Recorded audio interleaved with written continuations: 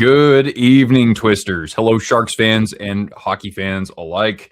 Tonight we've got ourselves a game between wow, can't talk. It's Monday, of course, and Cortana kept me up all night. But the Blackhawks are taking on the Sharks from the United Center in Chicago, and we'll see if the Sharks can snap out of a little mini funk they've been in here on this 5-game road trip. They had a 3-0 lead against the Oilers. They dropped that game. Then they went into Calgary 2 days later, and they laid a little bit of an egg there as well. Calgary playing a fantastic game of their own. So for the Sharks, a chance for them to rebound, hopefully get back into a playoff spot. They are actually out of the playoffs if the postseason were to start today. The Blackhawks will still be a pretty good test, especially because now they have, of course, Connor Bedard back in the lineup and lots of other young talents on the team, from Frank Nazar to Oliver Moore to Sam Renzel and plenty others. This is probably what is the youngest team in the NHL. We've got Nick joining us. It sounds like you're actually at the game. So good evening to you, and I hope you have a fantastic time. And I hope that 98 in red and, of course, 71 in white can put on quite a show tonight. We've got Sports Geeks hanging out with us. We've got Vanessa. We got Trevor. What's going on, buddy? Mike, how you doing, buddy? How are the Penguins winning 7 games in a row? Stuart Skinner is starting to look like Principal Skinner because he's a boss out there. What's up, Nick? How you doing, man? We got Ethan here as well. How am I doing?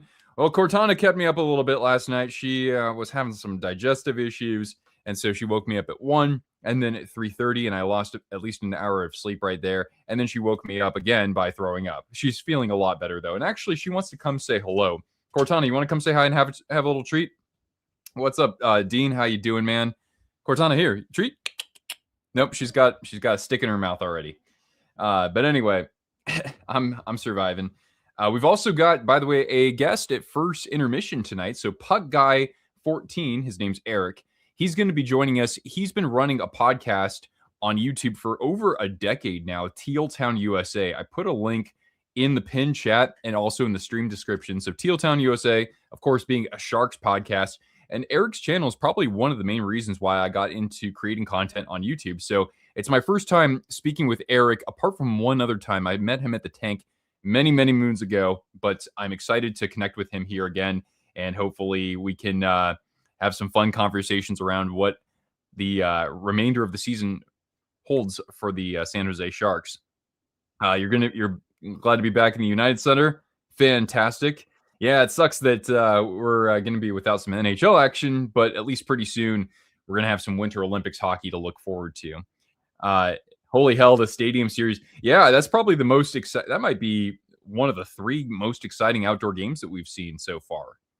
Where are the Sharks in the division? I believe also by total points, but by record, they are 6th right now. But they're almost deadlocked with the Ducks and the Kings. As a matter of fact, if the Sharks win today, they would vault to 4th in their division on points percentage. So they would be holding down the first wild card. But yeah, we've got Cortana hanging out with us here. Here, I got the Cortana camera activated. There she is, and she's feeling much better. Hopefully, the Sharks don't shit the bed almost like Cortana did last night, and they bring home a victory. And of course, as you guys know, when we get ourselves a Sharks goal, even a Blackhawks goal, Cortana gets a treat. Good catch, girl. Or if you want to toss a couple bucks in the super chat, then we would give Cortana a super treat for that as well. We've got, of course, one of the key representatives of the Vancouver Canucks refugee program hanging out here with the San Jose Sharks fans. What's up, Russ? How you doing, man? Thanks again for coming on the show a couple days ago. And yeah, you absolutely crushed it. No surprise whatsoever. We had 2 goalie fights within 2 weeks in the state of Florida, not to mention like almost record freezing temperatures over there. I heard that Miami with the wind chill felt like it was in the teens, which is absolutely crazy. While I live 2 hours south of Canada, and yeah, it's been in the 40s. It's kind of weird. Let's see here. Lots of our most passionate of Twisters hanging out with us this evening.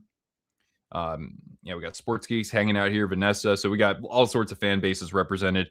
But of course, we're going to be mostly as a group, pulling for the road team here, the San Jose Sharks. Again, a loss against the Oilers in overtime when they had a 3-0 lead, the Oilers just poured it on. Unfortunately for the Sharks, they just couldn't quite counter anything the Oilers were throwing their way. And then against the Calgary Flames, as well as Alex Nedeljkovic played, he busted his butt out there. But the team was just getting outworked mostly on the Flames forecheck. And even the special teams for Calgary was a bit of a problem at some point as well. The refs in this game are awful. They are calling everything on us. 4th trip to the box already, and what would that be? Is it the first period? That would be a lot. Islanders swept the Rangers. Matthew Schaefer is already in just his rookie season becoming an icon among the New York Islanders fans. I would say that maybe you as Islanders fans would be even more looking forward to what the future holds with him than you were with John Tavares back in the day. Devils have 5 more wins than the Kings, and they are second to last in the East, while LA is in a wild card spot. Yeah, exactly. Yeah, the imbalance of power is pretty crazy. Whoa, I have not seen you in forever. How you doing, Afton? Your Dallas Stars are kind of a shell of their former selves. Yeah, it has been looking like that. The amount of losses they had throughout the year, and you guys were actually winning games when you had a bunch of guys injured too. But it has been some BS. But don't forget, the playoffs are a second season. He is on fire. Matthew Schaefer, yeah, I think he's up to like 14 or 15 goals easily. Golden Knights fans never root for the Sharks. There will come a time, maybe in like 8 years. Watching Monday Night Raw. I know that there was a Royal Rumble coming up as well. I think I want to say probably about 25% of my viewers actually watch wrestling to some degree. Which I can't tell you anything else about because I don't know anything about it.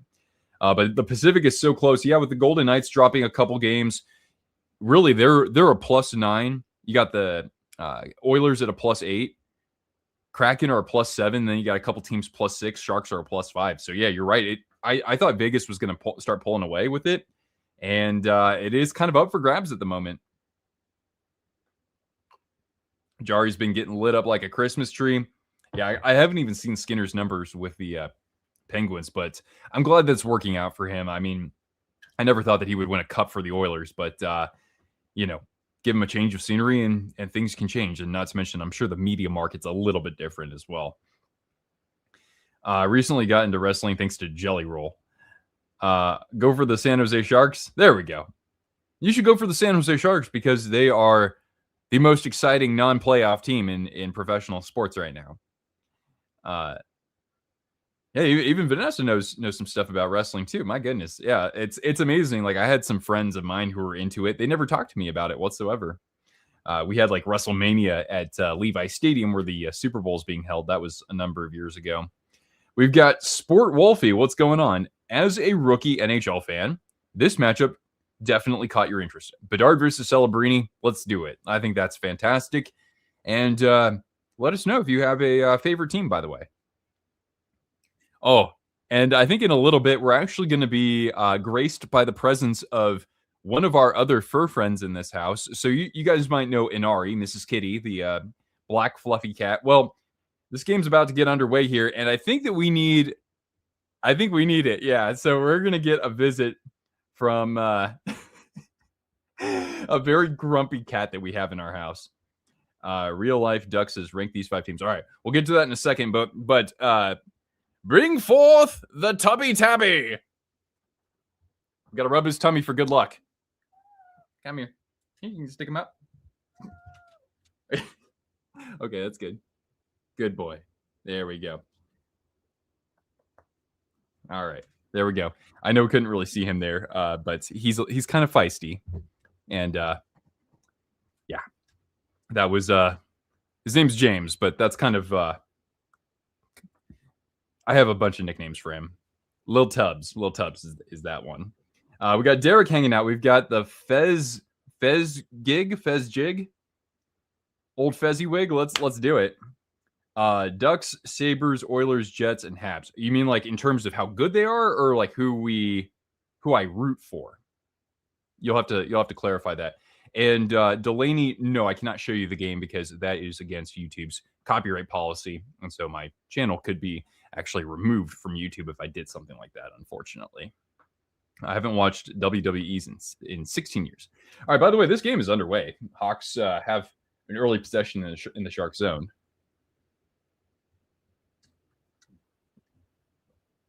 I'm sorry, I'm in Canada and can't watch. Oh, okay. Hey, by the way, I would actually recommend Buff Streams. I'm going to put that in the chat. Buff Streams. That's a good website. You can find NHL game feeds there. It's free. I've not had any real issues with it, so it is one that I recommend. Lots of folks hanging out with us here already. That's fantastic. Tyler Bertuzzi, by the way, he was trying to center that for former Shark Ryan Donato. And the Sharks, they've shaken up their lines going into today, and the defensive pairings are a little different as well. So you're seeing William Eklund back on the second line. He was on the third line. Colin Graf, I thought he was going to play third line today, but it looks like he's on the same line as Eklund and Wenberg. And I think Toffoli's back on the top line. So in the corner is Graf. He gets bumped off the puck by Donato.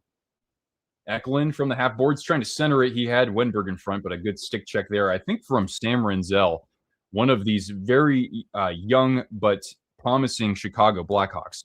By how much I like them. Okay, cool. I would say on the whistle, but let me go Sabres 1. Ducks at the bottom because I'm a Sharks fan. I don't hate the Ducks, though. Let's go maybe Canadiens because they're pretty fun. They could be number 2. Jets 3rd, Oilers 4th. How's Kiefer Sherwood? So Kiefer Sherwood hasn't made his Sharks debut just yet. It was something that could have been happening on this road trip, but not yet. By the way, if anybody's watching the mobile stream and I'm not replying to any of their comments, I do apologize. I'm trying to figure out how YouTube is doing this and my streaming program. I see a lot of comments on here. I just don't know if there's anybody who's able to chime in from the mobile stream. But you can always come to the desktop stream if you're able to get there.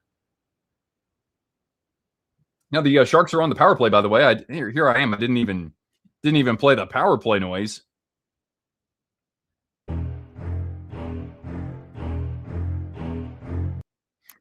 And the Sharks are actually facing the top penalty kill in the NHL right now. Chicago's operating at over 85%. Now, Will Smith, a good stick check there by Vlasic. And I'm not talking about a Shark.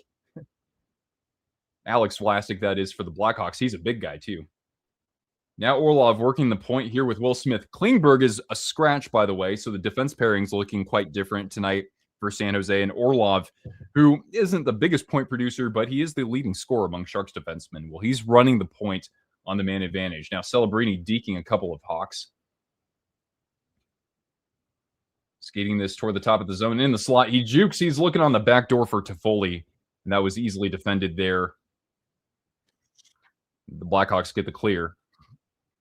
And they'll come shorthanded with Dickinson.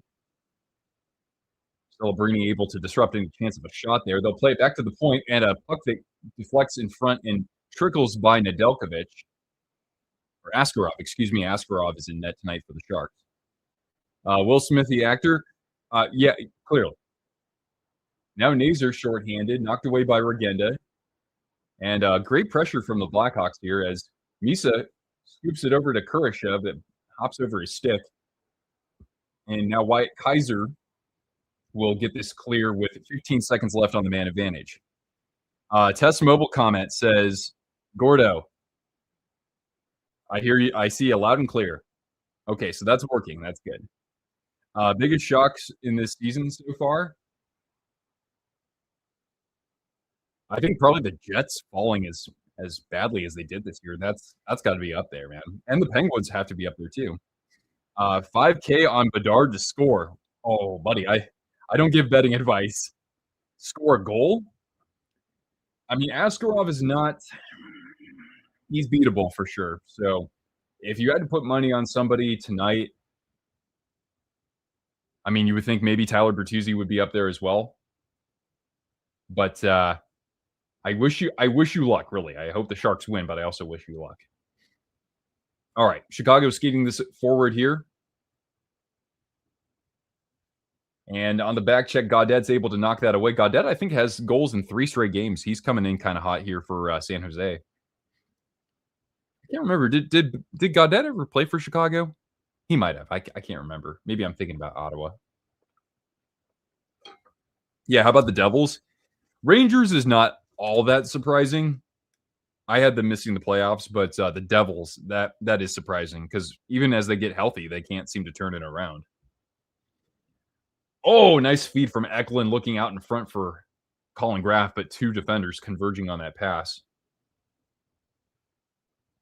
And now Oliver Moore for Chicago, trying to get this clear, but the Sharks forecheck looking pretty relentless. They'll chip it back into Chicago's zone, where they have an opportunity to change personnel. Thanks for suggesting. Oh, hey, yeah, you're welcome. My pleasure. I figure why not be part of the solution, right? Now, San Jose on a delayed call. I didn't see who it's going to be going to the box, but play goes on as the Hawks bring out the extra attacker. And now we get a whistle with the first 5:34 gone by in the first period. So, yep, we'll have Puck Guy 14 from Teal Town, USA joining us at first intermission. We'll be talking mostly about how, well, he's probably the longest tenured content creator for San Jose on YouTube. And he has a whole crew of people that he podcasts with. And they do post-game recaps. So, like, after my stream, you could go over there and hang out with Eric if he's doing podcasting, or, they have lots of other folks on there. And they also do breaking news. They have interviews with even the broadcast team. Guys like Drew Remenda have been interviewed, Randy Hahn, Doug Wilson when he worked there, actually. So they are, of course, one of the premier outlets if you're a Sharks fan, or are interested, of course, in Team Teal. We also got, can Macklin get the Hart this year? If the Sharks get into the playoffs, I think it's possible. He's going to finish kind of far off in the scoring race, though, so that doesn't help his cause so much. But just the way that the Sharks respond when he's going it's almost it's kind of second to none this year. He wouldn't win the Ted Lindsay Award because that's the best player in the NHL. He's in the running for the most valuable player. Let's see if the Sharks can kill this penalty off as the Blackhawks work it down low behind the net for Bertuzzi. Chicago coming in with the 19th ranked power play. Sharks penalty kills at 23rd. And a nice job by Ferraro to knock away a Settering feed. Now Bedard, he's going to hand it back to the point. He's got Renzel. Renzel, again, a shot that ramps up a stick and goes out of play. The first 54 seconds have been killed off. Who should be the general manager of the Nashville Predators? Great question. I wonder. I don't know. I'm just trying to think of who doesn't have a job right now. Kevin Adams doesn't have a job, but I think they would probably go in a slightly different direction there. Blitz, your ass is in bed. I hope that you're not sick, but if you are, do please rest up and don't stress yourself. Sharks get a clear. Max should get the A next season. Max should get the C next season because he's wearing the alternate for home games, I think. All right, Bertuzzi from the point. And now there's Teuvo Teravainen, his second go-around with Chicago. Played for the Hurricanes for a handful of years. Working it back to the point where Matt Grzelcyk is. And now download Bertuzzi to the slot. The one-timer, they score. It's Bedard, and somebody's winning $5,000. A power play goal for Connor Bedard.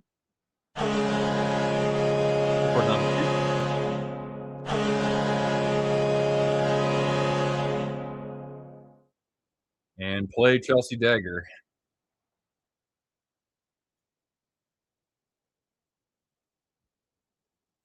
And yeah, the Hawks coming in without a goal in their last 26 power plays. My goodness.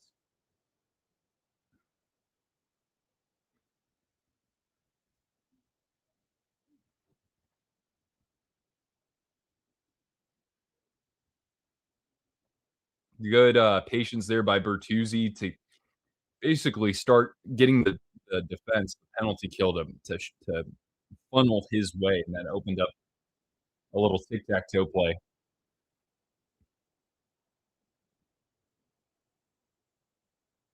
Now Misa trying to get this clear from behind the Sharks or behind the Hawks net. Not clear, but back to the point.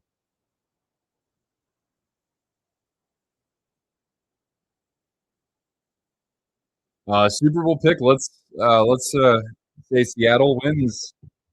I'll take them 31-22. No, it's 31-23. 31-23. Let's go with Seahawks. A shot and a kick save by Askarov there off of Burakovsky. That's right, Andre Burakovsky, Stanley Cup winner in 2022. So we'll go to a commercial break here. It's Bedard putting the Hawks in front 1-0 on a power play goal.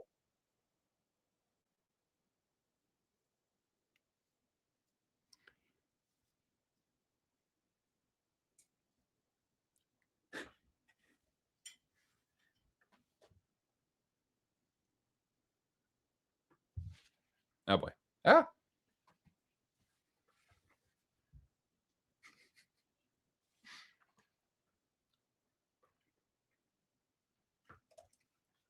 Now let's see here. What else is happening in the NHL?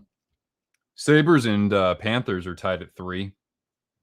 There's another team that's been disappointing this year, the Panthers. Granted, I understand the injuries, but even so, you would think that they would be able to find some ways to win a little bit more often.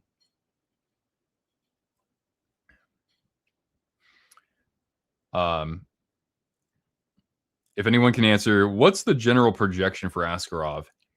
He hasn't instilled much confidence this year yet. I understand he's still young. Sure, he's 23. When can we expect more consistency? Great question. I mean, for me, when I have very little experience analyzing hockey, but I think for him, he has the athleticism. That's good. I think that generally speaking, he's pretty good at seeing around screens and traffic. Like he's not great at it, but he's, I think, he's serviceable, solid in that respect. For me, it's more about like when play is happening behind the net, not him playing the puck, but actually just like knowing when to commit laterally based on where the puck is behind the net and like sealing off the posts. He's having some issues with that. Like when you see him get beat, it's a lot of that stuff because of his balance, like when moving laterally. I think that's one big thing, and the way he handles the puck that needs to improve as well.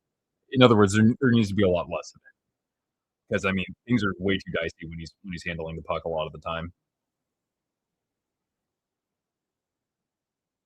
Now Askarov is handling the puck behind the net and no turnover, so that's good.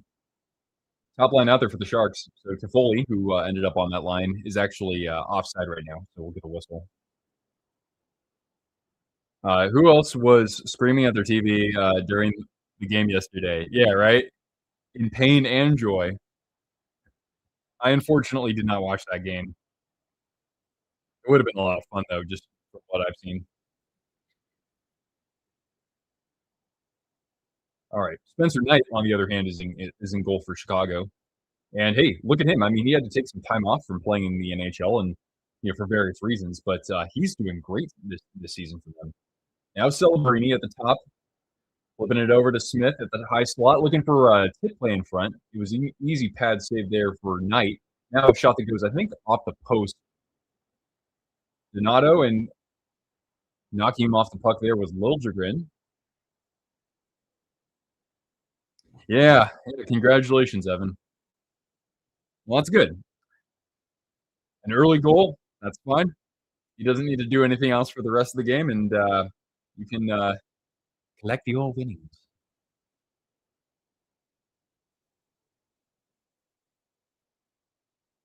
Just made 75. Oh, that better knock.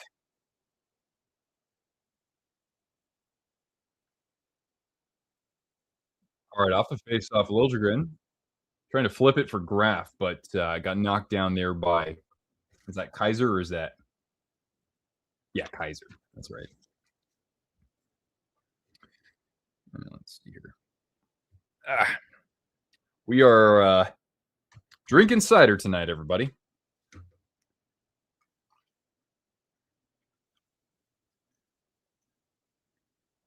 There we go. I'm going to continue tonight. Have a good one. Hey, you too. And congratulations. Cheers.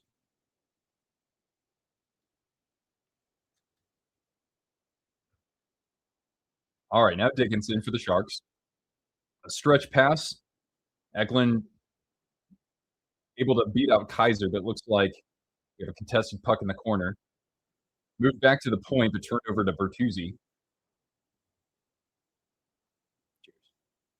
Dickinson with time.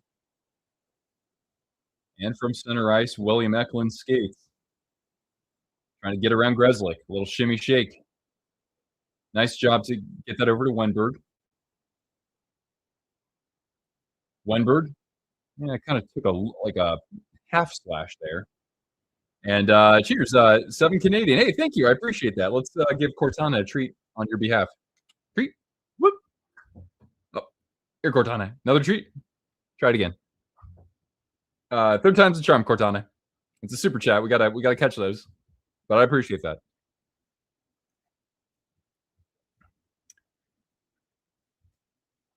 Good defense there from Muhammad Doolin at the top of the San Jose zone. Ferraro flipping it over to Muhammad Doolin behind the net. Sharks get the clear. And Ryan Reeves apparently laid a big hit from around center ice.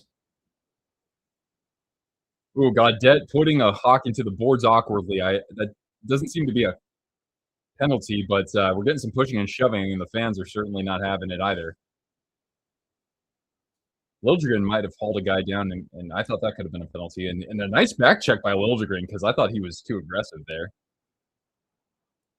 Is she back to playing fetch? Yeah, she is, yeah. It's just that she kind of bunny hops, like both of her back legs kind of move at the same time. But yeah, she's still playing quite a bit for a 12-year young dog. Thank you, though, Mike. Shots, by the way, we're already 11 minutes through this one. San Jose is they only got one shot, and it was a very weak shot that was really a pass that Knight was able to kick away easily. And the Blackhawks have a goal on, of course, just 2 shots for them. Now Alex Vlasic. God, that guy's huge. I mean, I'd like to see him and Tage Thompson match up against each other. Blackhawks have actually drawn another penalty. So it'll be a Chicago power play when we come back from the commercial break. Not a good start for the Sharks, I wouldn't say.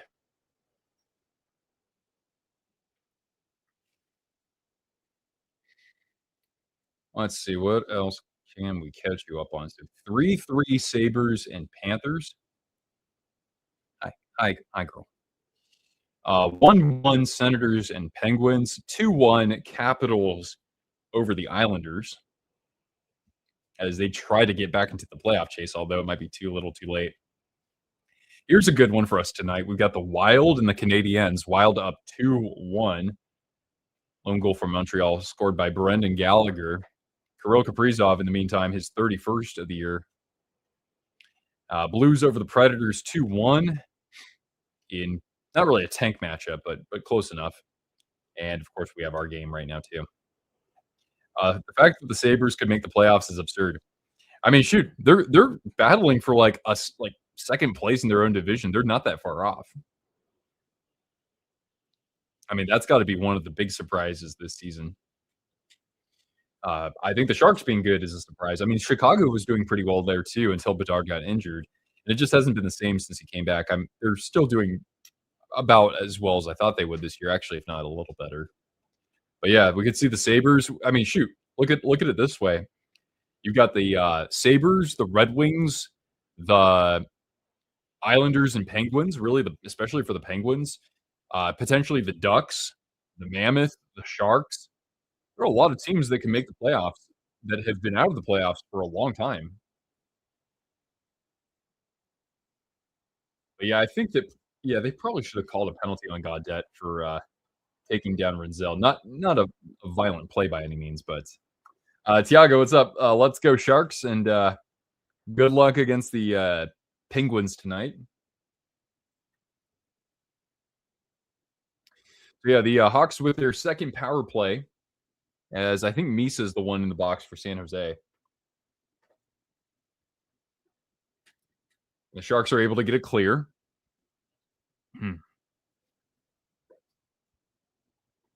Looks like Sam Renzel's their power play quarterback, albeit the leading scorer among Chicago defensemen is Artyom Levshinov.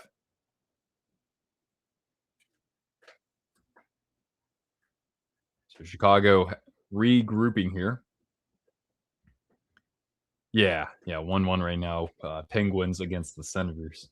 Senators, of course, a team that had missed the playoffs for a number of years and made the playoffs last year, only to miss it this year, potentially or most likely. I don't know why, but I picked Ottawa to make it last year, and I picked them to miss it this year, strangely. Now Oliver Moore, good pressure from Ferraro, and that prevented him from getting into the San Jose zone.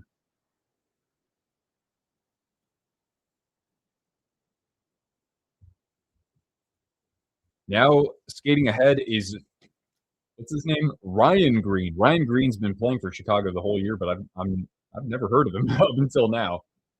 Kurashev trying to poke this clear in the corner, but the Hawks end up moving this puck over to the point.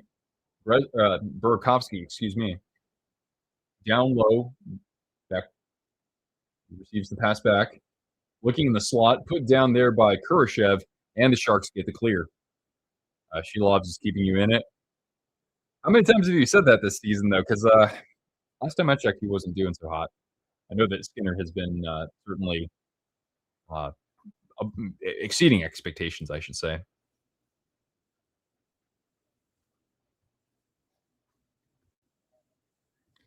All right, we're down to 6:30 in the period.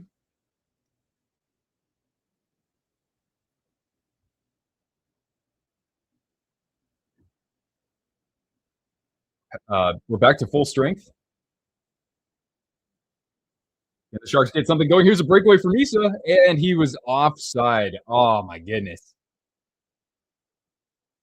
Oh, man, just, I don't know, a half step too soon. Otherwise, he's got a breakaway against Knight. That's a bummer.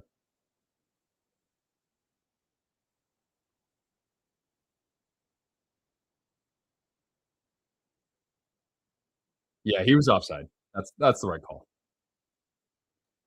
Just got back from Rayleigh's, and the Sharks are losing. They're just delaying their inevitable dominance in this game. Let's be clear. How's Misa's been since coming back to the lineup? I think he's been more comfortable. He's always made smart plays, but I don't know. I think that he looks a little bit more consistent, and he's been getting on the score sheet a little. And I'm not expecting him to put up a ton of points because he's not going to have as much opportunity. But I definitely like what I see so far. He looks like a top six forward. Like he's got the raw abilities of it, or at least the decision making abilities. I think. Chicago coming the other way. Dickinson looking to go around the net. Renzel.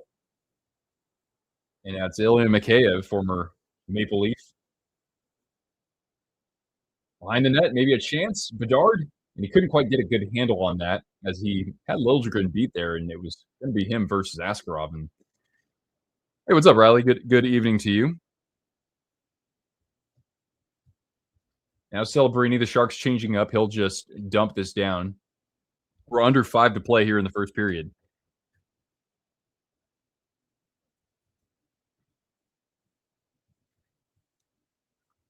He's been looking a lot more active and alive.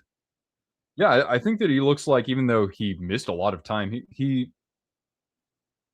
I wouldn't scratch him or anything like that. I mean, if you need maybe a maintenance day here and there, but he looks pretty good to go, don't you think? Need March to come quickly. Yeah, I know, right? I mean, I'll watch some Winter Olympics, but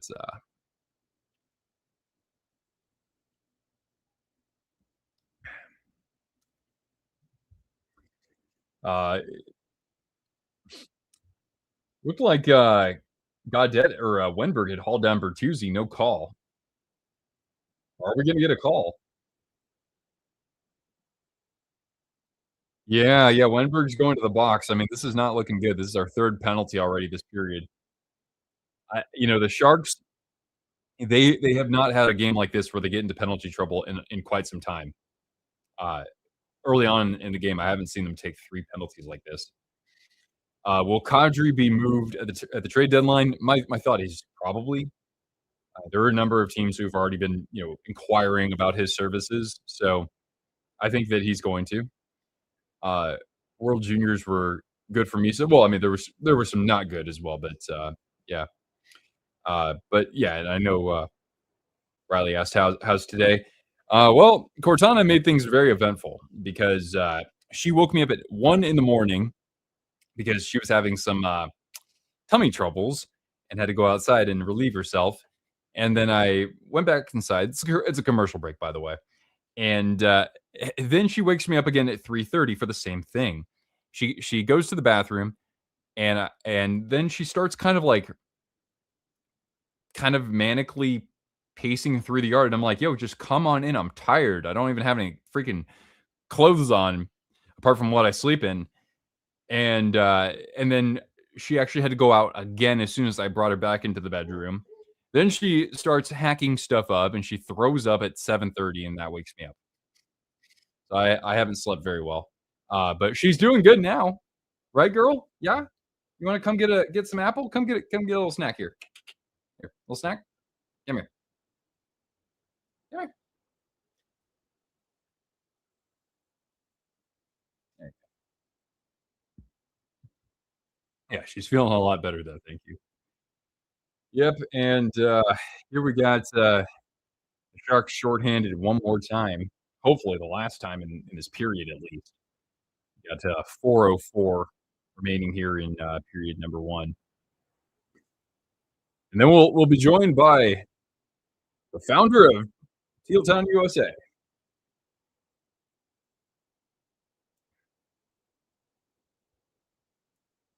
mean, I'm drinking out of a Gryffindor mug here. Meanwhile, the Sharks are looking like a bunch of Ravensclaws out there.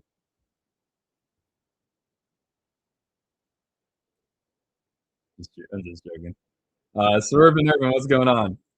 It's so painful, says the Fez gig. Yeah, this is a little painful to start. Yeah, let's just hope we can pull this off. Knock on wood. Just popping in to say hi before Russell starts. Yeah, with his stream.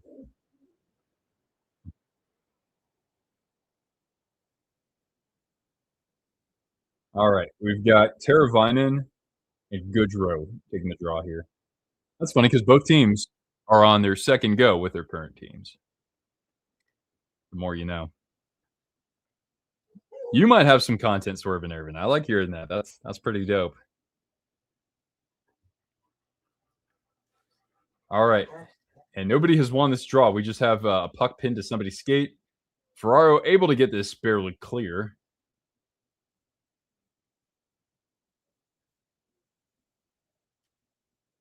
You comfy like that? Okay. All right. So Teravainen from center ice, chipped in by Bedard. Ferraro, the first one there, moving it around for Desharnais. And Big Vinny's able to get this clear. Maybe we will see the comeback magic. We need to believe in the power of friendship again. I think that's what we have to do. We'll catch you later, Irv. But no, so intermission, we've got our guest. Oh, is that a chance for Graf? No. Good read there from Sam Renzel. Otherwise, we have a breakaway. But yeah, no trivia tonight. I just didn't have time to do it.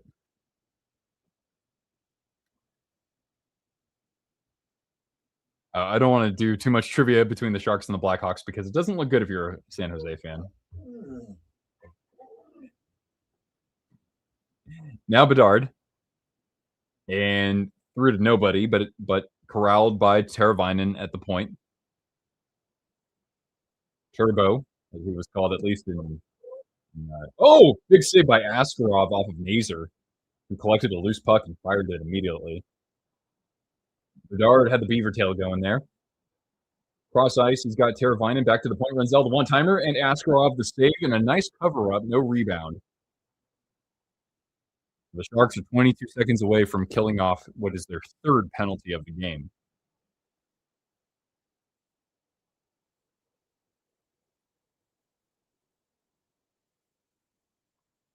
Meanwhile, I could not. Cortana, stop. Stop. She's whining a bunch.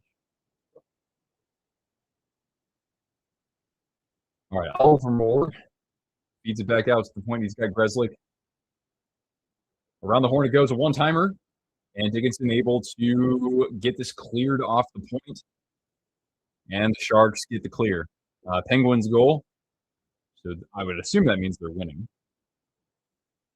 And off the loose puck, Wenberg, who committed the penalty, able to dump this deep. And Chicago will come the other way. Dickinson trying to steer this away from Burakovsky. Nicely done, Sam Dickinson. Good first period so far, looking fundamentally very sound.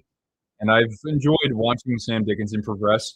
Even though he hasn't really let the offense out just yet, it's really been about him understanding his assignments defensively, and he's getting better. Now a battle behind the San Jose net. To Foley. And on the wing is Vlasic jumping into the play. Behind the net now, Celebrini's trying to D up. Who was that for Chicago? 95, I think of Burakovsky, because that's what he wore with Colorado. But that's Mikheyev. Did Mikheyev wear 28 and now 28's Burakovsky? Yeah. I'm just making things up. I finally admitted it. 5 total shots on goal this far. Yeah. Only 5 shots on goal combined. Isn't that crazy?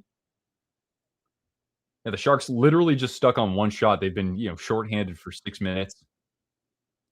And the line shakeup that we're seeing tonight hasn't really shown a whole lot of chemistry. KQ, what's going on? 4949. We got our guest hanging out in the queue here. And so we'll bring on Puck Guy in just about 25 game seconds at least. In the meantime, the Hawks pretty much dominating zone possession. Askarov actually had a little trouble seeing around that screen. He was able to make the pad save, but I don't think he knew exactly where that puck was.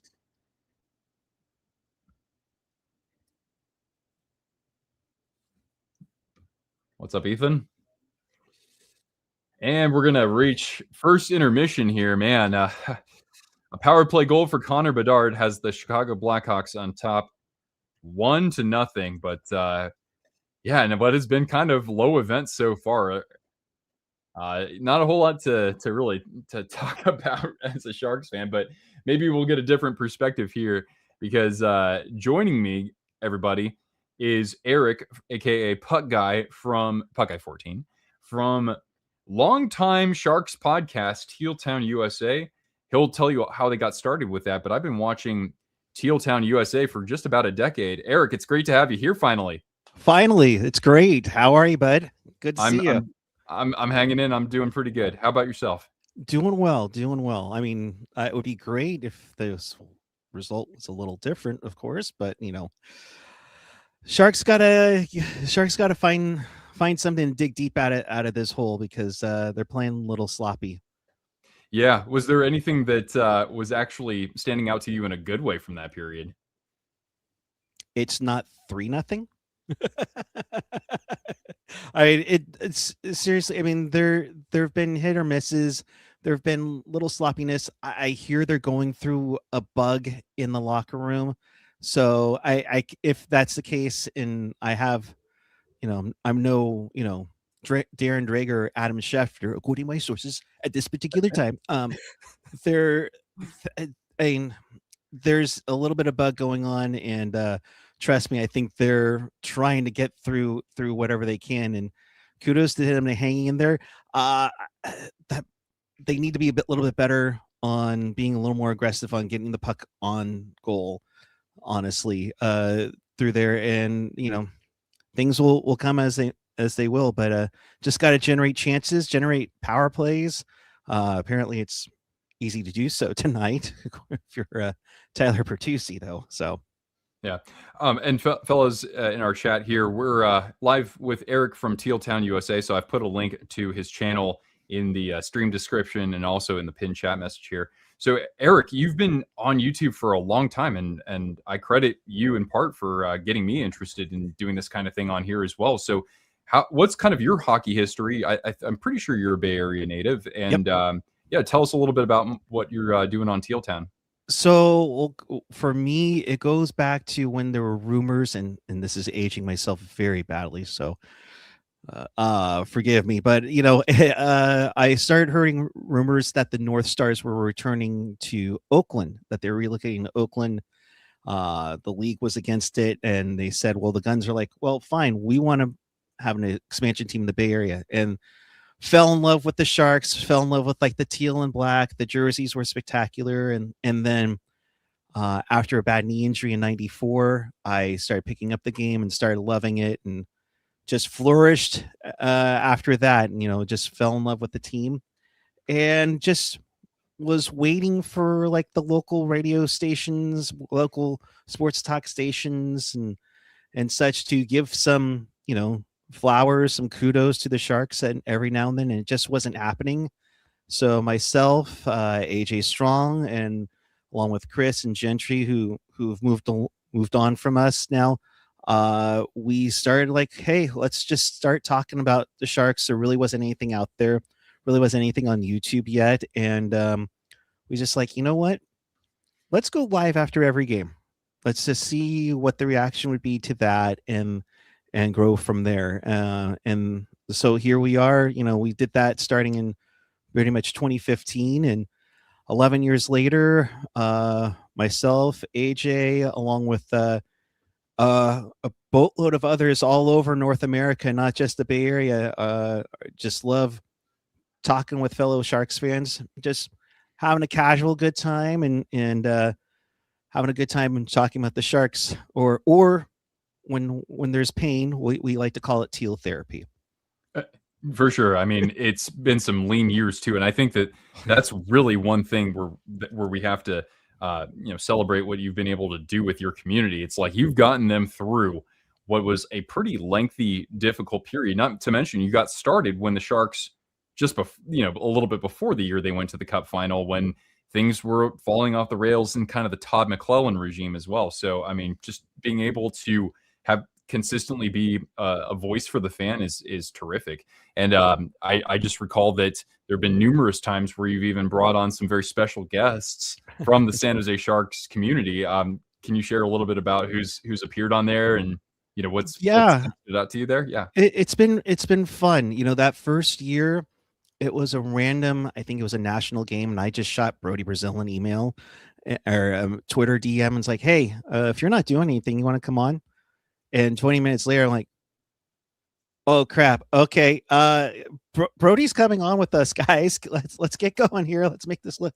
But Brody, along with longtime hockey writer Shalana Goldman, were the first ones, and then kind of progressed. I get my annual chat with Randy Hahn. We always get to talk to Drew Remenda, and here and there we'll get Dan Ruzanowski, among others, and of course, Sharks president Jonathan Becker. The org has been awesome with us and trying to share some info or promotions or whatnot. So always nice to appreciate the Sharks love from the team, and they've treated us with a bunch of respect and everything. So love it all the way around. That's wonderful. And you've even been able to have shows from the Shark Tank. Yeah. One of the things, and it comes more so in a surprise move where it's like, do we have anybody hosting tonight? No. Okay. And I've been fortunate to where they've been very nice and accommodating to allow us to take over part of the Penthouse plaza after the game, and it's a blast to do, and because you just get that live reaction and that raw reaction, whether it's a big win and you're celebrating, or a tough loss, and it's just like, oh, like opening night this year was just painful, but I thought it brought the realness to what happened in the game. Well, we're about 2/3 of the way through this season, and if you were to ask me about my expectations for this team going into this year, I would have told you, okay, is it going to be 3rd overall, 4th overall pick in the upcoming draft? So I guess kind of share what your expectations were for the Sharks going into this season. And obviously they've been very relevant in the playoff conversation for much of this time. And do you think they're going to stay alive in it, or what do you think is going to be kind of a deciding factor for that? You know, I expected them to be better this year. I did not expect this, where they just started to turn it on and everything. Especially that November to remember. I mean, that was just unbelievable to have. But I expected them to hopefully were to get. Hey, that'd be nice to get to 30 wins, maybe 70 points.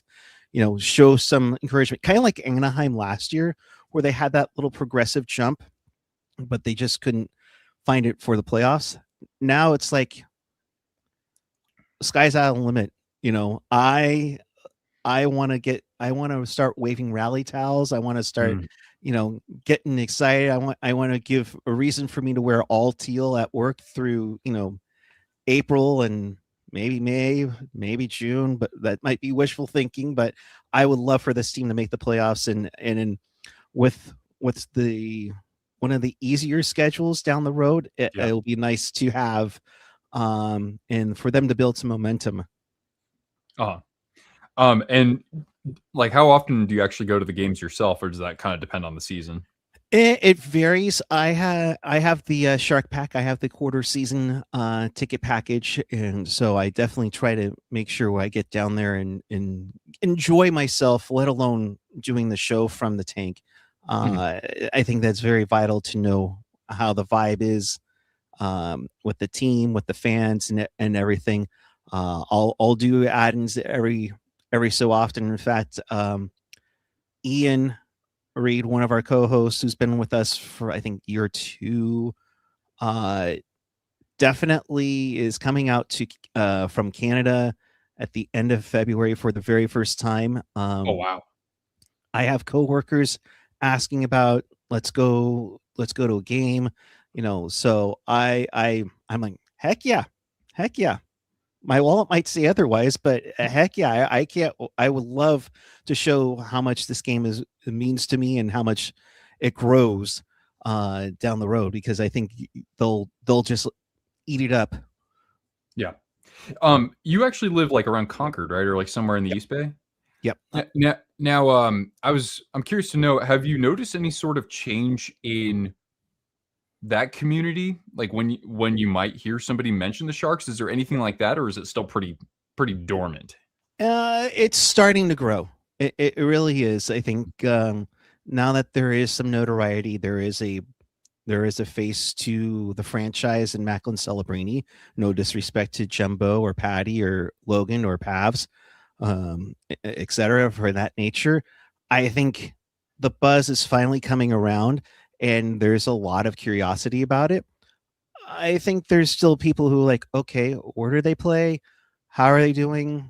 There's definitely a curiosity about this team that I don't think has ever been there before. Mm-hmm. So it's nice to see. Plus, you have kids who can relate to the age of Mac, Michael Meese, Sam Dickinson, Will Smith, and it's a huge boost for a team that can definitely use some more growth. Yeah, it is great when you have faces of the franchise starting their career there, in that, okay, sure, you mentioned Pavelski and Couture, but when they rose up the ranks and got to the Sharks, there were already your figureheads who were in the primes of their careers. So yeah, this is definitely a different situation. I mean, when was the last time you had somebody this young who was delivering this much promise to the franchise? I don't even think that Marlowe's start to his career, even though it was good, I mean, it just doesn't compare at this point. No. I mean, you can even go back to the days of Pat Falloon, where there was some hope, but there wasn't. But the expectation didn't match up with the product, and that's not necessarily on their fault. But I think they were just held back a little bit here and there from their coaching systems or whatever was going on in the org. It's nice to see that Mac has taken it and embraced it and gone full sail with it. Yeah. Have you, just out of curiosity, have you been to any other NHL arenas or watched like any other form of pro hockey or semi-pro hockey somewhere else outside of the Bay Area? I've been to, well, now formerly Staples. And definitely every now and then when I'm able to go to Disneyland, I'll totally go to Anaheim. Mm. I'm curious about the renovations that they're doing there. Seattle was phenomenal. I mean, that is a beautiful rink up there. I know Sharks Brass definitely took notes as to what they want to do with the Shark Tank renovations by looking at what Seattle's done so far. Also, it's going to look like an airport. Yeah.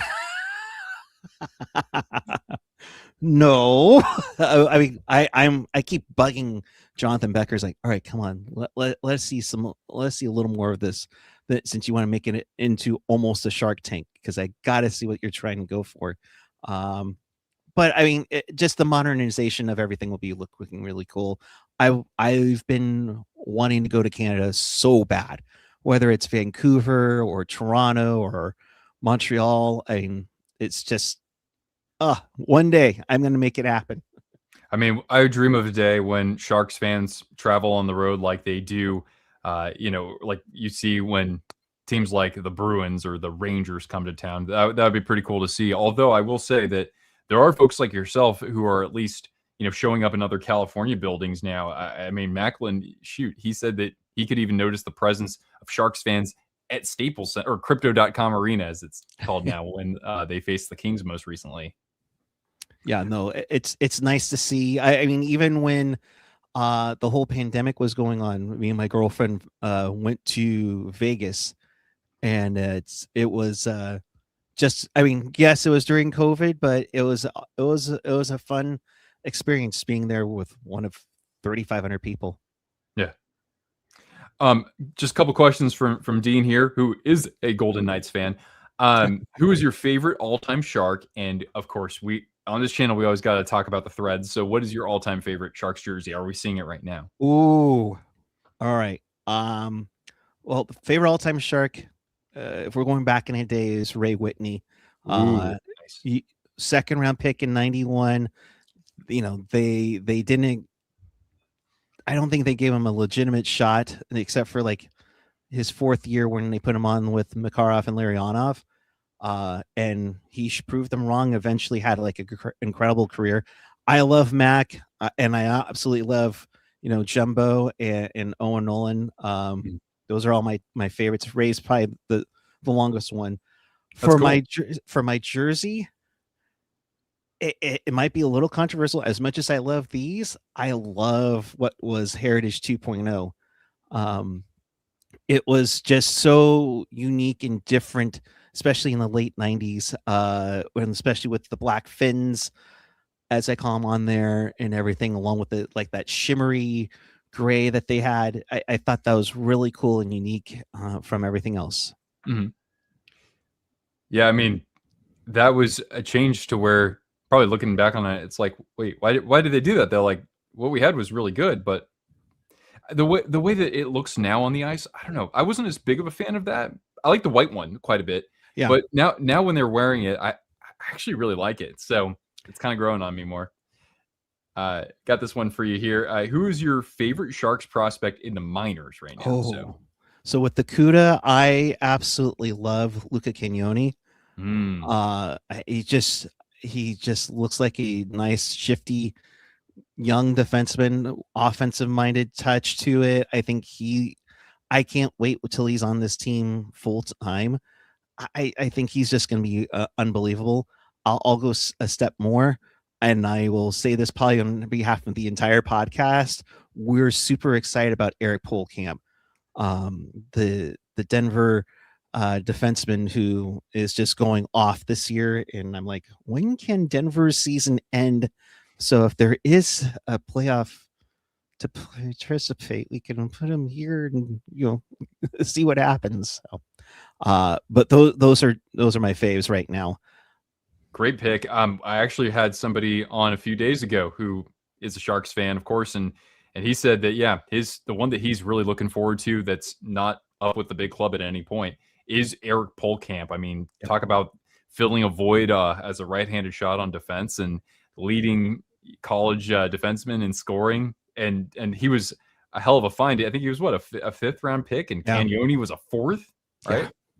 Yeah. I mean, that's classic Sharks, where they find something, whether in mid or late rounds. I mean, not yet, Nabokov or Pavelski worth, but definitely great finds, and you hope that it continues to be continuing on to get this team to a cup. Awesome. And I'm gonna kind of spin off of this question here from Riley. Well, perhaps think along these lines, right? What was your reaction when Reeves became a Shark, and maybe even a step before then? What about when Raffi Torres was traded to the Sharks? Oh boy. Okay, Raffi, I'm like, huh? Really? I'm like, I'm glad he's on our side and not taking out Milan Mahalik again. Yeah, for Raffi, I was like, iffy, okay. And unfortunately, we saw what happened down the road with Raffi, and 41 games is still a joke on our podcast. When Revo came in, I'm like, I know he's got a great personality. I'm like, well, but for Thrun, okay, interesting. But shoot, dang it, he's grown on me so much. I mean, just what he brings to the team and to the locker room is phenomenal. If Marchessault is on the team, oh man, I'd be. That's tough because I was there for Game 7, and to see the pain that when he tied it drove me nuts. So yeah, we got to credit him for that. He was definitely a thorn in the Shark side, to say the least. All right, Eric. Well, we're going to get back to the action here. Thanks again for showing up and chatting with us here for the first time. Let everybody know about where we can find you besides YouTube. Yep. You can find me on practically every social platform at Puckguy14. Teal Town USA. We go live after every game. You can find us on all the socials at Teal Town USA. And yeah, that's where we'll be. And always, Nick, appreciate you and keep continuing to grow, my friend. You keep kicking butt. Thanks so much, Eric. And hopefully we'll get you on the channel again soon. Absolutely, man. All the best. Go Sharks. Right, go Sharks. All right. Well, that was Eric, Puckguy14 from Teal Town, USA. You guys make sure to check out their long-standing podcast here on YouTube by looking at the description in the stream or the pin message here as we get underway with the second period. We're actually just about a minute into it. So I'll get you caught up in just a moment. But it's still, of course, 1-0, the goal from Connor Bedard on the power play. Does Randy Hahn make the case for the greatest Shark? In a sense, he does, because I don't really know exactly in what capacity, but he was one of the main voices that was trying to get a team in San Jose. And he was living in LA, and the Sharks had a chance on the doorstep. I do not know how Graf did not bury that. It was on his backhand. It was a little tricky there. He has the best background of any guest you've seen. It's a very good background. And yeah, he's very easy to talk to.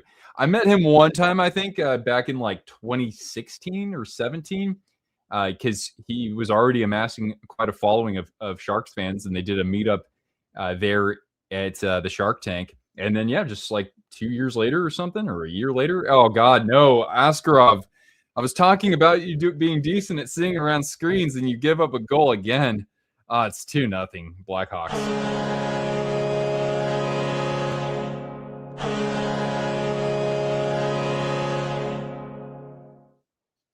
Can't remember the last time the Sharks were in a 2-0 hole in a game. It seems like it's been a little while. Let's take a look here. This is going to be Connor Murphy's goal, or did it go off of somebody? There was a bit of a screen in front from Dickinson, but I don't know if that was enough to really distract Askarov. At least we get to hear Chelsea Dagger. I only want or listen to that song when I'm not doing anything related to hockey. I heard it way too much in 2010, especially living in Chicago. You would have people on the streets singing it. Hiya, 2-0 Chicago. Goals by Bedard and Murphy. That sounds like a law firm, doesn't it?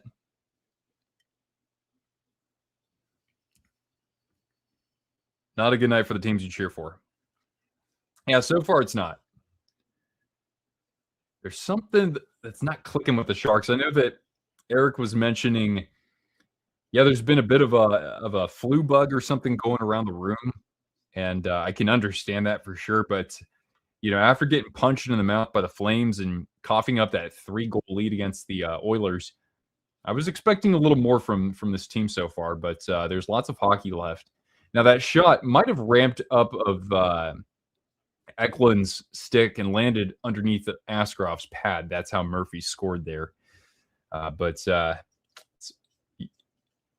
Yeah, as Drew just said, it's a tough one for the Sharks to take early in the second. And he's exactly right. And the Sharks haven't been a very good second period team for much of this year. They've been a high-scoring team in the first period, and in the third, they've gotten mostly better as the season has progressed. Just might be a slump right now. Yeah, and the Sharks really haven't had a slump.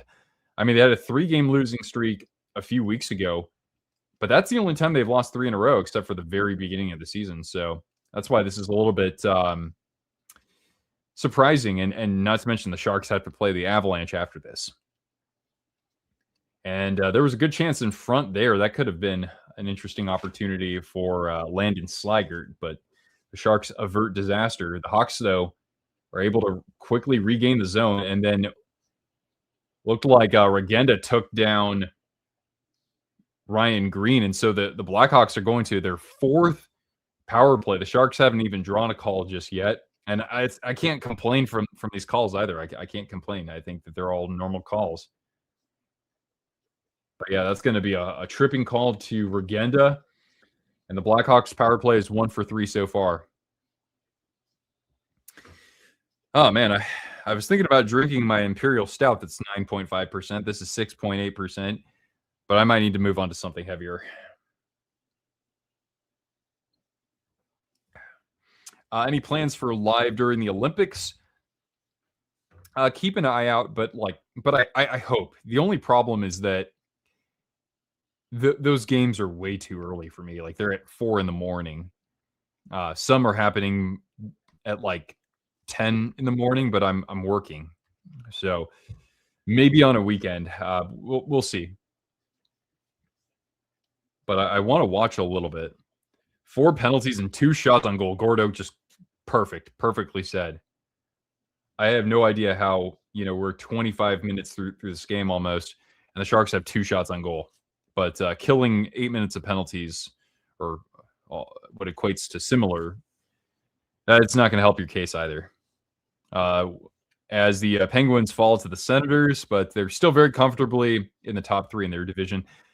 They don't really have much to worry about right now. The Blue Jackets have been playing better under bonus, but that might be too little too late. Here's Bedard running one of the points here for Chicago. He'll take this backhander from Nazer. Rinzel back to Bedard, looking for the seam pass. Nicely done, but Teravainen doesn't shoot. But Bertuzzi, a pass that gets deflected and out of the zone. Still going to make it to the playoffs, the Penguins? Yeah, I mean, it's hard for them not to. I mean, a 6-game winning streak will just create a ton of separation, even if a team like Columbus is playing well. Bertuzzi's got it down low. He looks for the seam pass. He had Bedard. A shot goes off Askarov and actually comes out of the zone. Nice play by Knight to shovel it ahead, but the Hawks are offside. 26 seconds left on the Pavel Regenda minor. Who would if I could hang out with one NHL player, who would it be? Well, geez, I'm starting to think maybe Ryan Reeves would enter that conversation.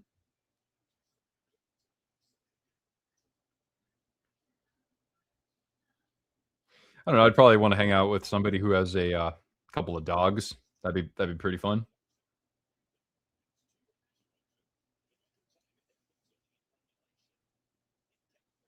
Plus, Reeves and I, we can talk about being old. So there's always that. For some reason, Cortana disconnected. She's not here. She's down here. We'll get her back on camera at some point, I'm sure. But maybe the Sharks could score a goal to do that. Back to full strength. Here's a chance for more. He shoots, and a kick save by Askarov. McDavid has a dog. There we go. Here comes Regenda. And he backfeeds it over too. Nice chance. Good setup for Goodrow, but Knight had that read pretty easily. And now the Hawks trying to stretch it in transition. An errant pass that Dickinson can Well, he's going to skate it out of the zone. Sharks trying to create some pressure here from behind the net. But the Hawks will be able to skate it out easily. Now a chance for Slaggert. I don't know if Askarov got a piece of that or if it was knocked away by the defender. But the Sharks able to come the other way. Celebrini on the wing. A shot to Foley. Save. Smith on the rebound. And a big save by Knight as Smith gets taken down. No call. But yeah, Drew is spot on. That was the best chance they've had all game so far. A shot on goal, Gordo. You know, I'm on cheers. It's looking like the Sharks from 2 years ago. Shot on goal. Let's go. How was John Cooper's drip? It was supreme drip. I never thought I would see him wear that at all. But yeah, if you like, well, it's a bit of a sight for sore eyes if you don't really know the tradition of outdoor game attire, but it was something. He almost looked like what is it? Pirate Peter? Pirate Pat? I have no idea. He almost looked like the freaking Tampa Bay Buccaneers old logo. Is the game flying by? Kind of. There hasn't been a whistle since the penalty was called, I think, right? We're down to what now? 12 and change here in the second. Askarov, oh god, from behind the net as Mohamed Doolin almost collides into him. Shaq's having a pretty good game though so far. I think he's looked okay since he's come back from injury again. Crevier now for Chicago. So many guys I've never even heard of. 6'8", damn. I thought Alex Vlasic was the biggest guy on that team. Moore trying to chip this by the defense. Nice play by Kurashev. See if the Sharks can skate this out. Dickinson handing it off, but to nobody. He still gets it clear. But the Chicago forward's able to get this in deep. Now a turnover from Askarov in the slot, knocked away by Misa, and he gets put into the boards. No call. I think he lost his edge. That's what they were saying. But man, it's a little frustrating if you're a Sharks fan right now. Let's be honest. Bucko Bruce. That's right. Yeah, there you go.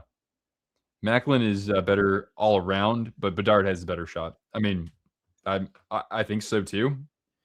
But I haven't watched enough of Bedard's game to really comment on what he does other than, you know, kind of his vision and his shot. I mean, it's great. But yeah, he's got a hell of a shot, man. Some sparkling apple cider might be due there.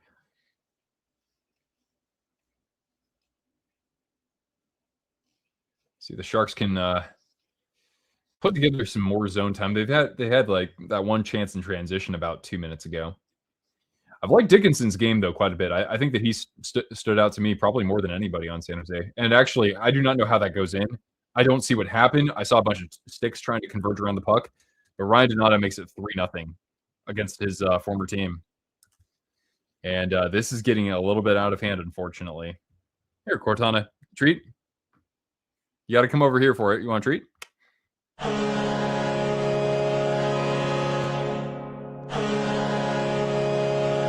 Oh, the toe drag, and then he just picks the corner against Askarov. I can't fault Askarov for that.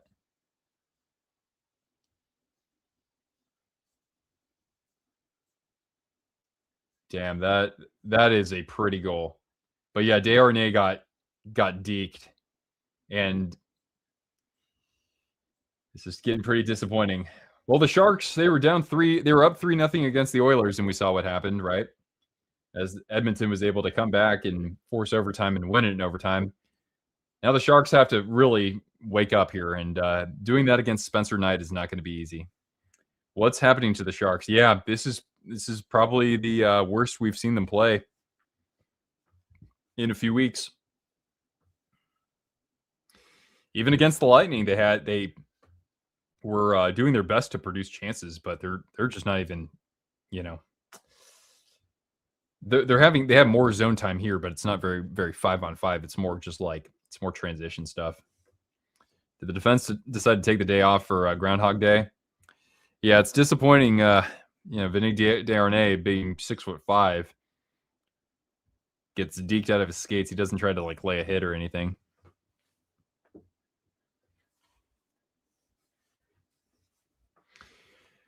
This could be a real stinker of a game, unfortunately. Almost midnight, going to bed. Hope the Sharks make the comeback. All right. We'll see you later, man. Thanks for hanging out with us. This is disappointing. You got to go? All right. Catch you later. Have a good night. I don't know. Should I... What should I do? What should I do to make this enjoyable? This is the first time all year that the Sharks have looked this bad on a stream. I mean, we had the Dallas stream a couple weeks ago, but the Sharks came back from down 2 goals and won that game. Actually, they did that twice in the same game. They came back from a 2-goal lead.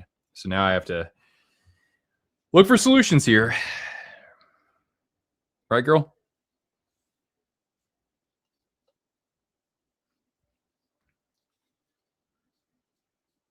There's somebody in a Sharks laced up hoodie, but he has a Milwaukee Admirals beanie. I guess he's an Askarov fan. Excuse me. There's a decent amount of teal. Where was all that when I lived in Chicago in 2010? I don't know. I didn't see anybody ever wearing a Sharks hat or anything like that. Prayers for y'all. Thank you. Thank you. Testify.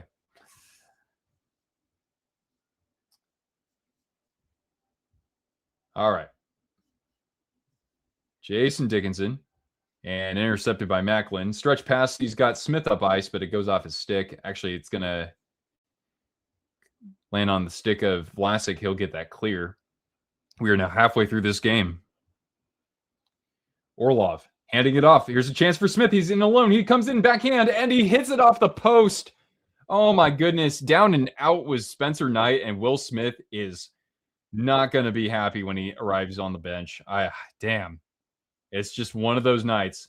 And off a turnover, a one-timer, they score. And this is as embarrassing as 2010 as Sam Renzel makes it 4-0. Where's the bag? Where's Russell? He needs to give me a bag over my head.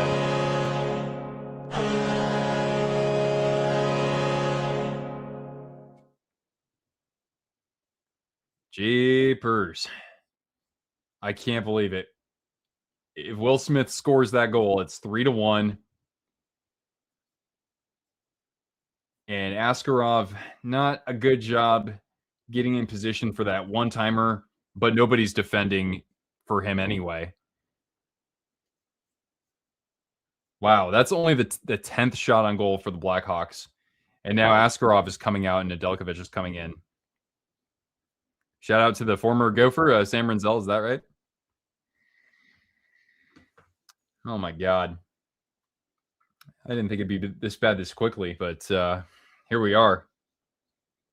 2 saves on 6 shots.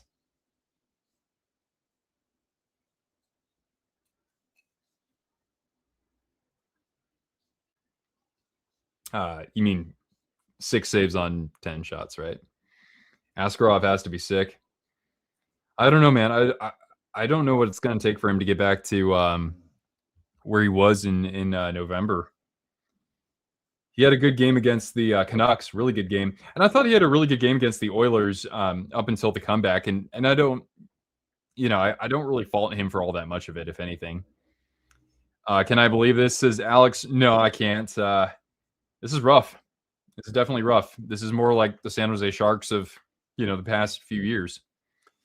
But you got to take one on the chin. I mean, this team has given me a lot to be excited about. So I can't just quit. So I'll be staying here. I'll probably have more to drink. But you can believe exactly I mean, I made a video earlier this past week, and it says I had no faith, and now I believe. And this team has not won a game since I made that video. So you can call me the scapegoat. You can make me the scapegoat. Just don't make my boy Macklin Celebrini get too much of the blame here. Cadet Dalton, what's going on? Thanks for coming in here. Albeit we've We've certainly been in a more chipper mood in previous streams. But yeah, we'll get a commercial break here. 8:58 left. Sharks down. You see it on my screen here. 4-0. Red Wings. I didn't know the Red Wings and the Avalanche were playing each other again. The Wings are up 1-0. By the way, the Avs kicked the crap out of them on Saturday. Mammoth are up 1-0 on the Canucks on a goal from Nick Schmaltz. Nick Schmaltz now up to 20 goals. Blues 5-3 over the Predators after 2. Wild and Canadiens are tied at 3. What a game that's been, as that's not even halfway through the third. And then earlier tonight, we had the Sabres pull ahead of the Panthers 5-3 as they create even more separation from the defending Cup champions. Senators beat the Penguins by a score of 3-2, outshooting Pittsburgh by just about a 2-1 margin. Capitals take home a 4-1 victory over the Islanders, and that's very important if they want to stay alive in the playoff chase. I know a lot about being down 3 to 4 goals. Sharks got guys who can put the puck in the net. Exactly. They just got to get that first one to go in. Hang in there. Yeah. 4-0. I don't expect anything. I want to be excited about something in this game. And like I said, the only thing that I've liked in this game so far is probably Sam Dickinson. And Ferraro's been fine too. I'd have to go back to see how many goals he was on the ice for, if at all. But it looks very lifeless. But these were the Sharks that I expected this year. This is more of the Sharks team I expected versus the magical team that has been playing the last couple months here. Let's see here. I will try to stay merry. How about that?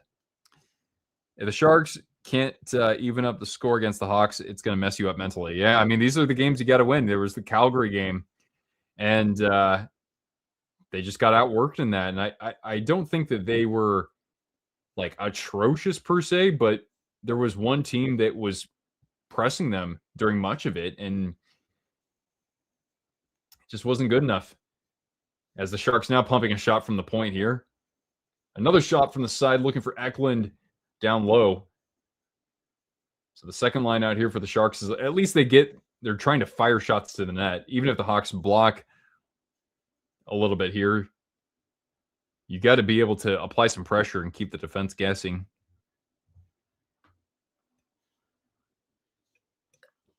That's exactly right, Alex. The Sharks are a little wounded out here, and their next game is not going to be any easier. They got to play in Denver against the Avalanche before the Olympic break. Here's Celebrini. He'll shoot, and that goes around the net, actually. Trying to wrap it around, and they score. Will Smith is on the board. Will Smith.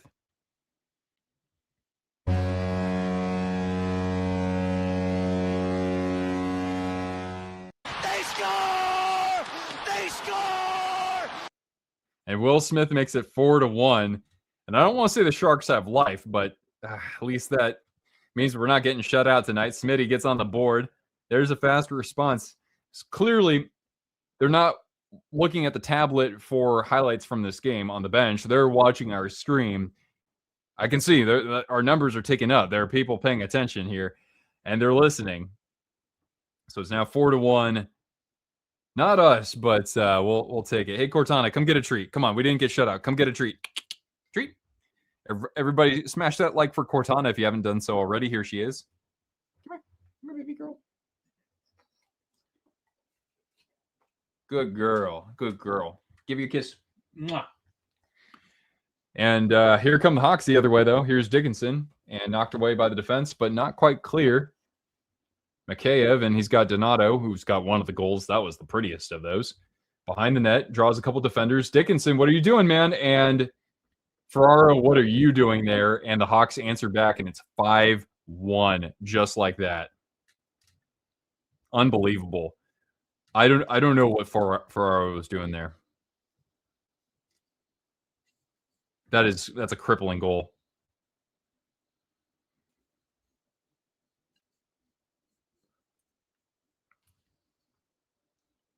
Yeah, Ferraro just loses sight of Mikheyev on the back door.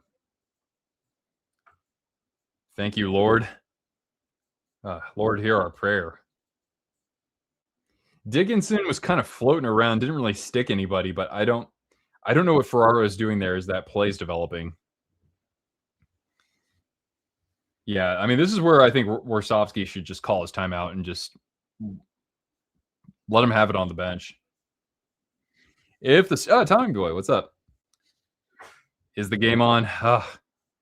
I wish I didn't even know that the game was on. I mean, chatting with you guys is pretty great, but I wish it was under different circumstances. Is the Stadium Series, if it taught you anything, it's that 5-1 is not insurmountable. That's true. That's true. Here's Gaudette from behind the Sharks net as he gets stuck by Murphy. Goodrow lays a hit. Of course, Reeves is out there as well. Mukhamadullin, and he's trying to play hero ball. Desharnais actually lays a check. Sharks get taken down in the neutral zone. No call. I'm getting a little bit upset here. I mean, I think by now maybe we should have drawn one call. How much time is left? We're down to 6 minutes in the period.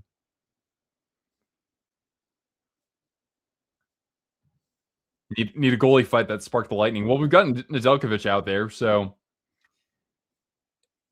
Kazuma Tempest says, I'll be cheering for the Sharks in the playoffs. Well, you playoffs? Don't talk about playoffs. You kidding me? Playoffs? I just hope we can win a game. Now that the Cats are out. Yeah, we're not looking like we're going to be separating ourselves from the pack or from you guys, because we're getting our asses kicked and we're en route to potentially a third straight loss. This is bull hockey or bull pucky.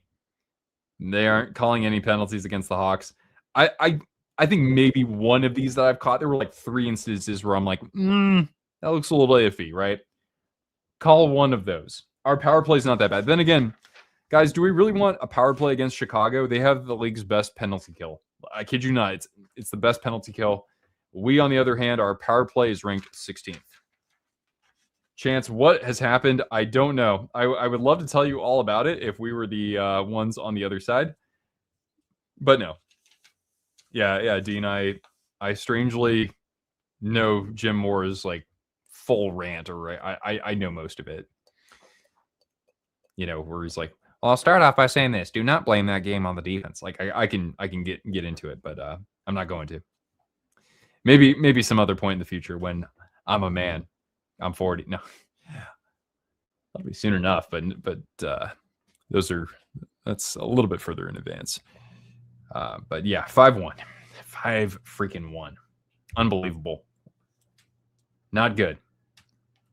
I mean, everything's going right for Chicago. They're playing well enough to earn those goals. Let me not discredit them, but they look a lot more cohesive than we do. That's for sure. Defensively on that play, that was just atrocious. That's one of the worst goals I've seen the Sharks give up, not just this season, but in the last few seasons, and that's saying something.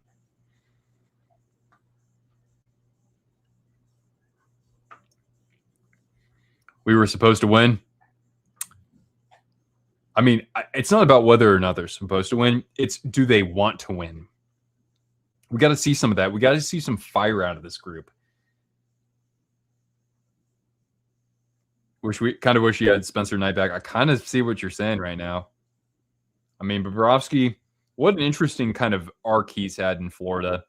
But, yeah, the goaltending hasn't been a strong suit for the back-to-back defending champions.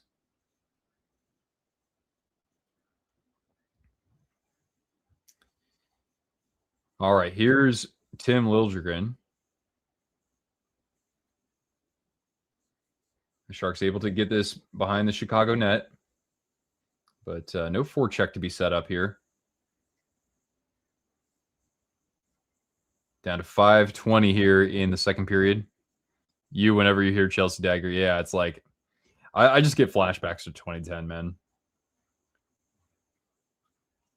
It's like, I need the Sharks and Blackhawks to face off one time in the playoffs in the next few years so we can have a shot at revenge, if you will. That'd be nice. And it's not even the top line for Chicago. Like, Bedard had the goal on the power play, to his credit, to get the scoring started. Oh, they scored! Macklin's got a goal.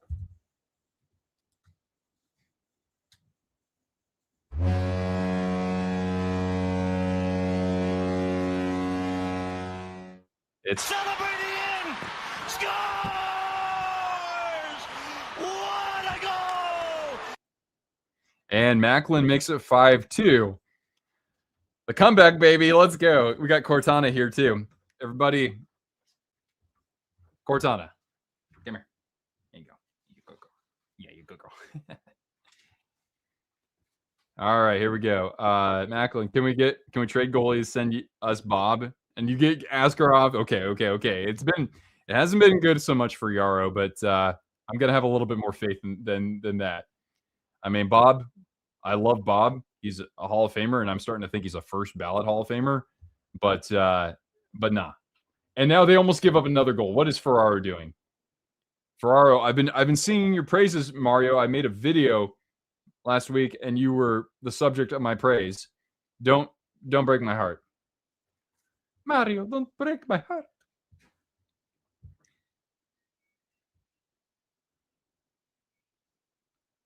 Will Mac got their points? Yeah, Will Mac's got their points. 2015's Cup final will be infamous. Freaking Tyler Johnson. That was a great playoff run for Johnny, who grew up in my area here. Actually, Puck Guy, for those of you who were watching our interview with Eric from Teal Town, USA, he was saying that Ray Whitney was his favorite Shark all time. Ray Whitney is one of two players. The other is Tyler Johnson, to have their numbers retired by the Spokane Chiefs. The only time they won the Memorial Cup, those were the two faces of the franchise in that sense. Askarov isn't bad, to be fair. Look, I like the athleticism, but it's just like, it's the balance. I think it's the like. Anyway, I won't pick him apart too much. I mean, you don't want to kick somebody when he's down, but and I really, are we losing this game first and foremost because of bad goaltending? No, not at all.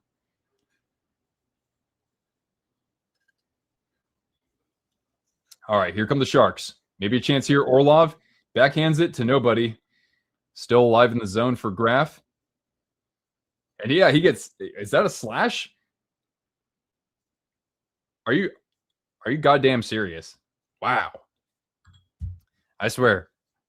Not too often, but I swear. What, like, whose leg do the Sharks have to hump to get a penalty? Seriously.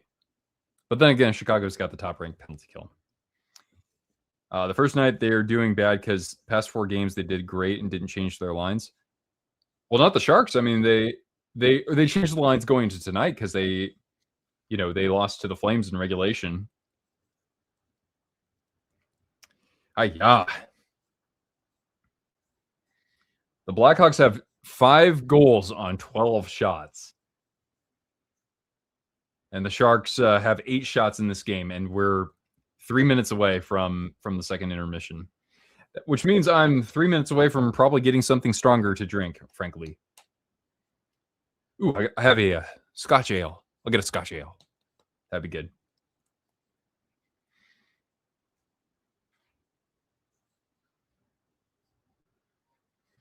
All right, in the neutral zone, it is that was Moore winning the faceoff for Chicago.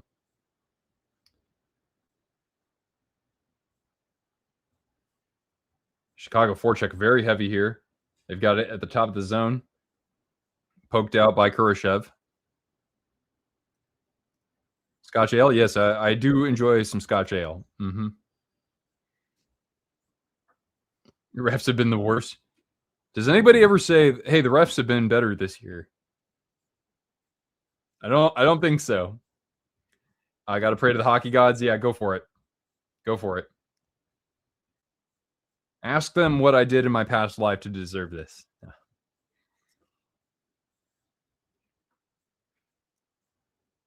Who do you think ends up in the final right now? Abs and Bolts. A 2022 rematch would be pretty fun. I don't know. I think the Hurricanes are finally due. Hurricanes, because now they don't have to worry about getting past the Panthers. They just have to beat Tampa Bay, but that might happen. All right, here comes Celebrini, top line out there. Dumping it off for Smith, but knocked away. My preseason pick was Stars winning it all. Do I really think that they're the best team to win and in the playoffs?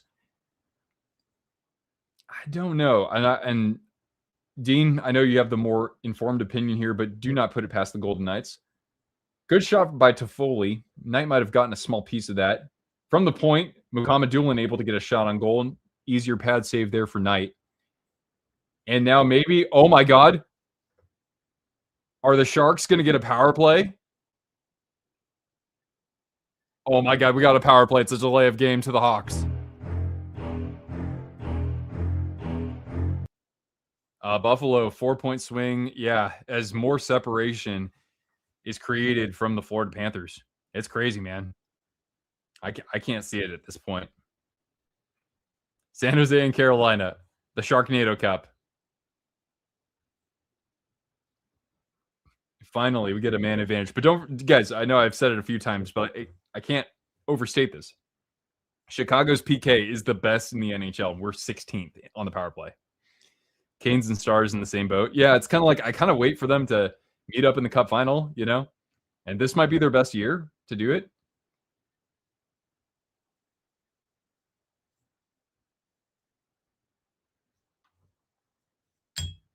Oh.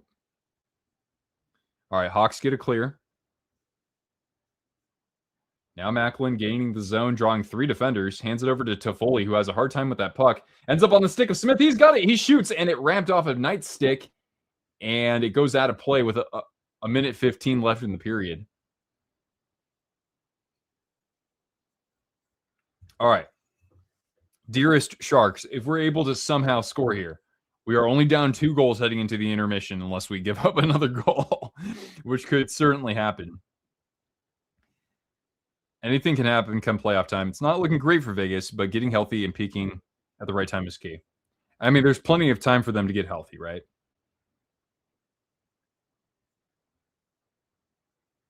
All right, puck's behind the Chicago net. Nice job there by the Blackhawks defense. They come the other way. They got numbers. It's a 3-on-2. They hit the trailer. Back onto the wing. A chance. A shot. Saved by Nedeljkovic. God, Sharks coming back too passive, man. That's why I say if. All right, down to 45 seconds left here in the period. Here comes Macklin on the wing. Comes in, looking to center it in front. Nice stick lift there from Vlasic. I've always liked Vlasic, by the way. So I'll definitely sing his praises. Celebrini still out there.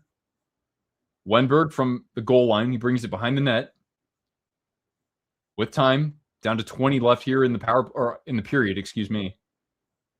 Back for Orlov, a shot. Oh, almost trickles by Knight. Wenberg feeding the point. Down to 12 seconds. A shot. Off the rebound, Toffoli was there. The backhand, he couldn't quite get his stick on that puck. But Knight actually loses his mask. So we'll get a whistle. You can't bear Tampa winning the cup. The amount of bolts you'll have to deal with will give you a headache. I know, right? Win 2 Stanley Cups and you're still down in the all-time count 4-2 if Tampa Bay were to win again. You know, Alex, to be fair, I think I already jinxed it back when I made the video last week saying I believe in this team, that they're going to make the playoffs.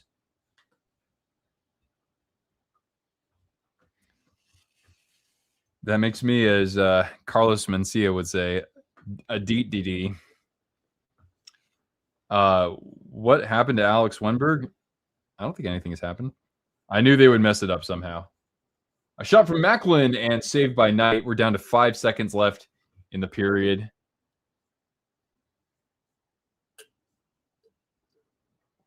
Well, I can't say it's been a bad power play by any means. They might pull the goalie if they can't. Well, yeah, they should actually. They should pull the goalie with 5 seconds left. Let's do it. Why not?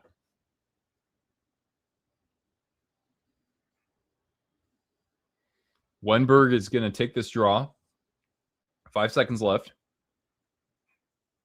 Sharks maybe a chance here at the last second. Oh, and Eklund put it just wide of the net. And they'll have 19 seconds left of power play time when we come back for the third. But the Hawks, man, they just have been cashing in on all their opportunities. Celebrini's upset there wasn't a call there at the end of things. And after 40 minutes of play, it's still a very insurmountable lead deficit for the Sharks. They're trailing 5-2. All right, fellas. I gotta get something else to drink, okay? I'm just gonna go get another Scotch ale, okay? Does ESPN still have Tuesday hockey night? I don't know because I don't have ESPN itself. I have the ESPN Plus package, but that's it.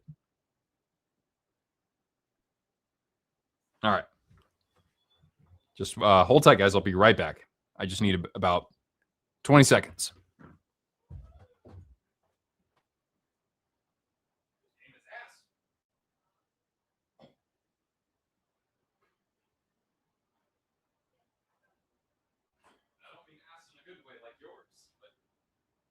Like ass. It's really. Can you turn it down a little bit, hon? Okay, thank you. Hiya. What's up, Cortana? How we doing, kiddo? Hi, baby girl. Oh, you got a frisbee? You got a frisbee here? Oh, you gonna let me see it? Huh?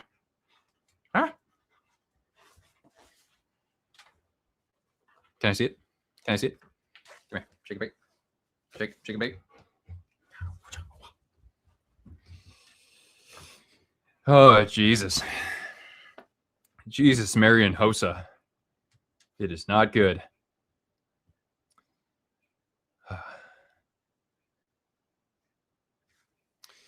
All right, well, when life gives you a 5-1 deficit,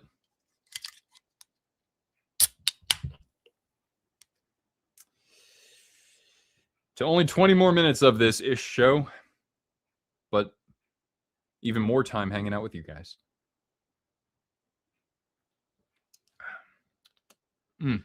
That is definitely tasty. If anybody is enjoying a beverage, let me know in the chat. Get something strong. We're going to need it. I mean, I'll probably just have to drink 2 of these. And then I got to work the next day, but thankfully I work remotely. Oh boy. I guess we could take a look at what's happening around the rest of the NHL.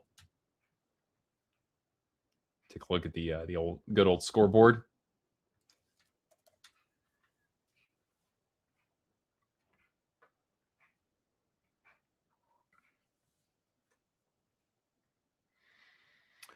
Water. There we go. Thank you for reminding me. You will be stealing Jesus, Mary, and Hosa. I mean, we're playing Chicago, so you might as well. A soda from KFC. Has anybody ever done the old graveyard where you like take a bit from every soda tap? I've never done that. Habs and Wild going to overtime. Ooh, that's probably been a really exciting game tonight. Hosa, yeah, don't forget when he left to go to the Penguins and then he wanted to go to the Red Wings and he lost both times, right? Isn't that what it was? And then he won 3 Stanley Cups. That's quite a career arc. I was hoping he would have won one with Ottawa, but he wasn't. No, he was not part of that 07 team. I'm pretty sure he wasn't. Never tried the soda abomination. Good. That's probably a good thing. Here, let's get this. Let's enlarge the screen for y'all. So yeah, Habs and Wild. So Brock Faber's up to 13 goals. Kirby Dach, Ivan Demidov, and Brendan Gallagher are the goals for Montreal. Kaprizov's eclipsed 30 on the season. At least tie it and maybe get a loser point. Oh, absolutely. Like, I'll be feeling just fine if we can get a loser point. But that's 3 goals, and shoot, with the way Chicago's just been able to produce at will when they want to try on offense, I just don't think we can outscore them 3-0 in this upcoming period. But This team has given me reasons to believe.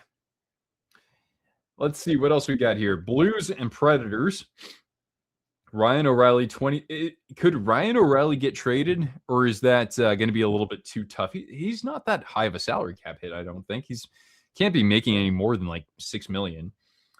Well, he's got 20 goals on the year. Philip Forsberg, 23. McCarron also scoring. Parayko for St. Louis.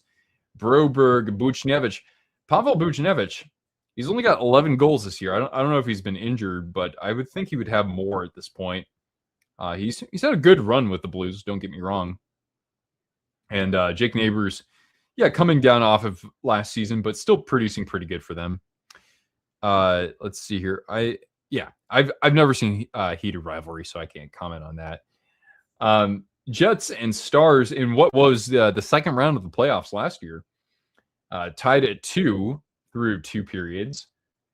Cole Perfetti and Gabe Vilardi for the Jets have goals. Gabe Vilardi passed the 21-goal mark. Good for him. Jason Robertson, who is not on Team USA, I have no effing idea how. He's up to 31 on this season.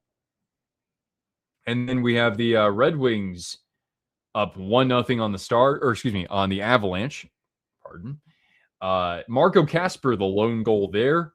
He's been moved to the wing recently. I don't know about recently, but I remember he was playing some center earlier this year. So if that's one team that could use one of those centers, whether that's Kadri or O'Reilly, I wouldn't put it past the Red Wings to make an offer out there for somebody like that, because they could use some help. Mammoth are on top of the Canucks 2-1. They've dropped their last 2 games and have actually fallen out of a playoff spot. But tonight they're looking a little bit sharper with 2 goals from Nicky Schmaltz. Liam Ogren, who has made a good impression so far with the Canucks so far, has the lone tally for Vancouver to steal one from Puck Guy there with the Kermit the Frog, John Shorthouse imitation. Maple Leafs on top of the Flames 1-0 in a game that means absolutely nothing, on a goal from Willie Nylander. That's 18 on the season for him. Then we've got a couple of finals in the books. We already mentioned these, but I'll just quickly go over these. The Sabres with a decisive 5-3 victory over the 2-time defending Cup champion Panthers, despite being outshot by a 2-1 margin. My goodness. You had the Ottawa Senators snap the Penguins' 6-game winning streak, outshooting them by a 2-1 margin and coming away with a 3-2 victory. Yegor Chinikov was able to get one in the net for Pittsburgh, but Tim Stützle and company technically not eliminated from playoff contention, but I still think that it's a little bit too little too late. Capitals, kind of the same thing there. They get a 4-1 victory over the other team that's holding down a top 3 spot in that division. That's not the Carolina Hurricanes. And by that, I mean the New York Islanders. Goals from Fervari, Beauvillier, Nicky Dowd, who I do think is fairly underrated and underappreciated, and also John Carlson getting the empty net goal for Washington as they somewhat stay alive there in the playoff conversation. Seahawks or Patriots? Give me the Seahawks 31-23. That's my Super Bowl prediction. Let's go for it. And if you want to look at the standings right now, look at points percentage. That's a better reflection of how good a team is. Tampa Bay creating quite a good amount of separation between them and the next place team, which, by the way, look at that. Second place in the division belongs to the Buffalo Sabres. Are you freaking kidding me? Although the Red Wings are up 1-0 on the Avalanche, if they can hang on and win, they'll go back into second place. Boston is in 5th place, but as you can see here, they actually have a better record than most of the teams in the Metropolitan Division, so Boston would still be in the playoff picture. And there's a little bit of there's a lot of separation between them and the next place team in the wild card chase from their division, and that is the Senators. Then we've got ourselves the Metro. Carolina's been in front the whole year. I don't see that changing. And right now you can see a bit of a gap, not as big of a gap as we saw in the Atlantic, but the gap between 3rd and 4th between the Islanders and Blue Jackets is 4 points, but the Islanders have played 2 more games than Columbus. So, you win those 2 games, all of a sudden you're tied with New York. So that is something to kind of have your eye on. By the way, we're in second intermission, so I thought we'd just take a look at the standings for a little bit. We've got the Avalanche still very comfortably out in front over the Dallas Stars. They've even played 2 fewer games, so that's nothing to really keep your eye on. However, we'll see which of these teams has home ice for their first round matchup between Dallas and Minnesota, albeit we've seen that home ice doesn't really matter a whole lot in the NHL playoffs these days. Utah has dropped a couple of games, but they could get back into a playoff spot tonight with a victory. Nashville on the outside looking in, but they are still kind of hanging around. And then in the Pacific, we're seeing quite a bit of parity here as the Golden Knights and Oilers are tied despite Edmonton playing one more game. Seattle's quietly won 4 in a row. And I mean, they've had quite a streak for the most part over the last, I'd say probably about 5 or 6 weeks, as they are now flirting with the top of that division. The Kings, the Ducks, they're deadlocked. The Sharks, they're starting to fall back a little bit here. That's not good. The loser point is definitely a hot topic. I think that people who look at that, though, a lot of them don't look at the fact that regulation wins should be more than overtime wins, right? So you could still get a bunch of overtime losses and still be a really good team in regulation. Look at the Golden Knights. They're 18-16 in regulation. Okay, actually, no, they've been losing some games in regulation recently. Never mind. Both the Red Wings and Sabres are back in the playoffs. Yep, the Red Wings, Sabres. We could be looking at the Ducks in it. Sharks one time, please.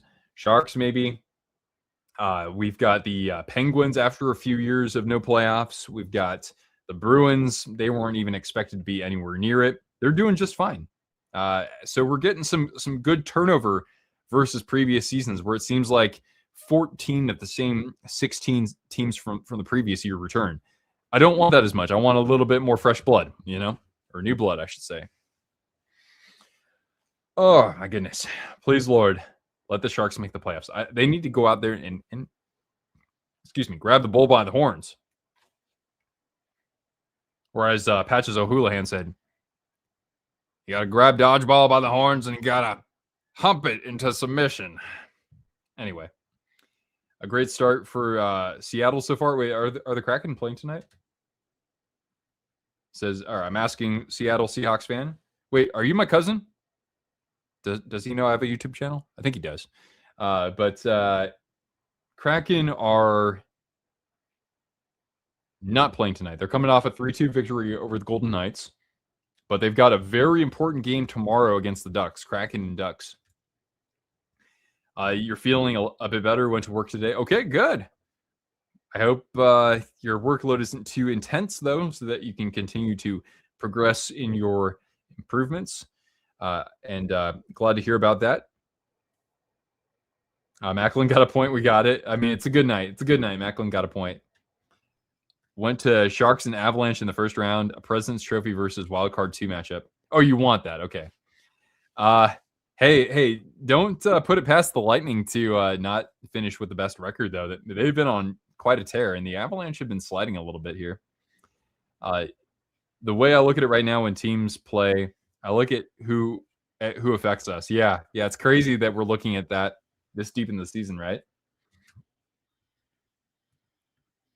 Hiya. But we're down, man. We are down. By too much.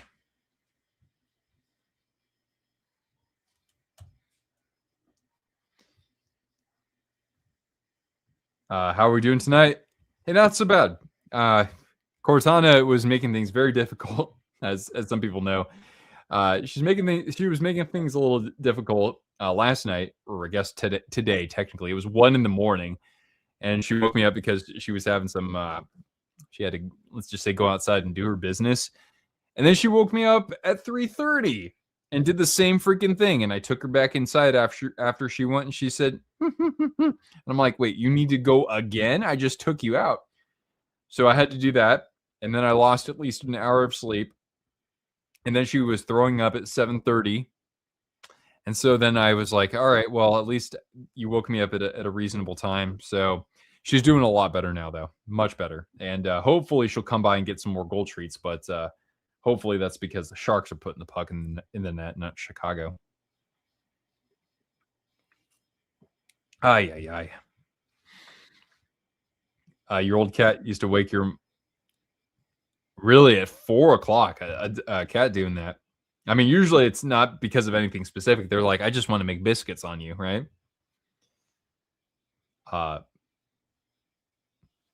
But Cortana is doing fine now.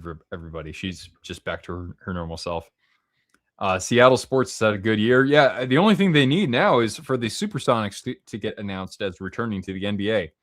And then maybe we can go back to, I don't know, games being, 92 to 86 instead of 123 to 146.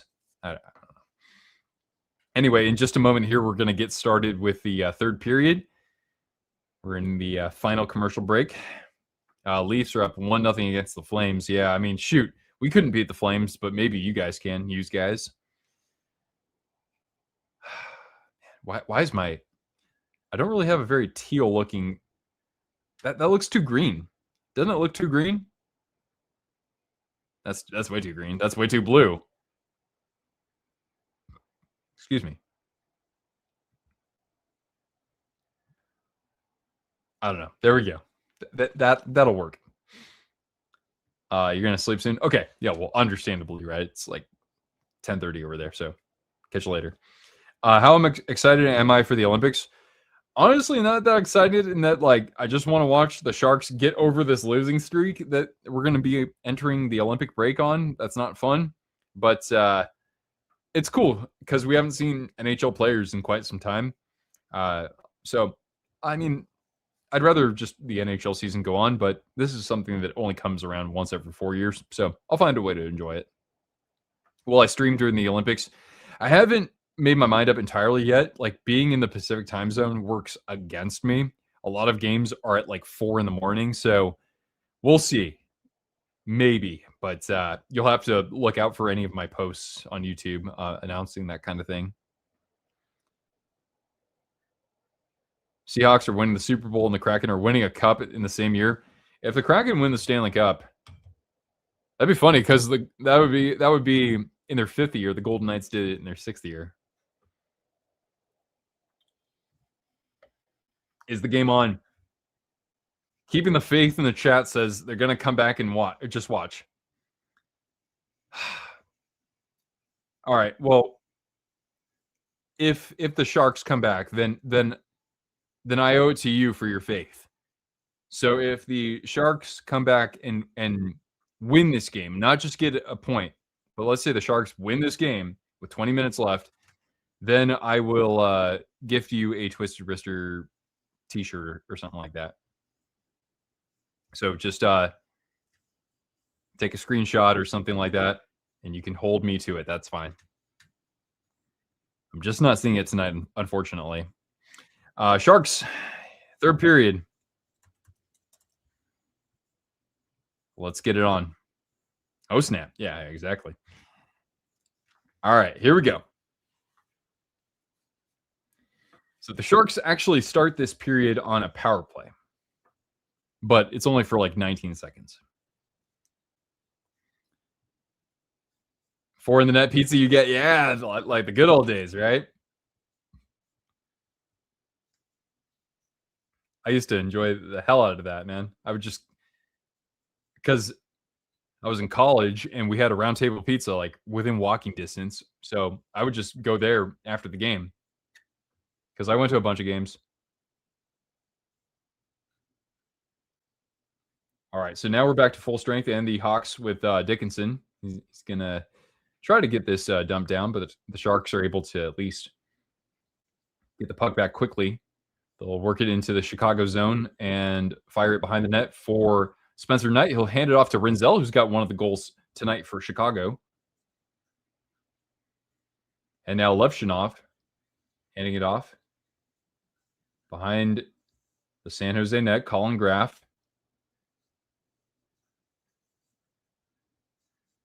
And now working it for Eklund. Bobbling puck. Maybe a chance on the back door. Oh, and Wenberg couldn't quite get... He took a whack at it, but that puck was still up in the air. Now Nazar over to Rinzel. He's got... Oh, my God. He's got... Oh, dude. Rinzel was... Oh, he had Nedeljkovic beat. That puck just escaped off his stick. Otherwise, that was a goal. So close. Why does Dr. Pepper sound so good? Because it's got 23 flavors. Do I think regulation should work in the NHL like European? Absolutely. Absolutely it should. 3 points for a regulation win. 2 for an overtime or shootout. 1 point for an overtime or shootout loss. That's probably how it should be. All right, fourth line out there for San Jose. Muka Madulin dumps it down. And we get an offside or a high touch or something. I don't know. Yeah, Nedeljkovic is in net. Yeah. Yeah, Ned's in the net. After the fourth goal, Askarov got pulled. Yeah, actually, Dean, that's a good point. If you're on a power play that carries over into the next period, I agree. That's a good point.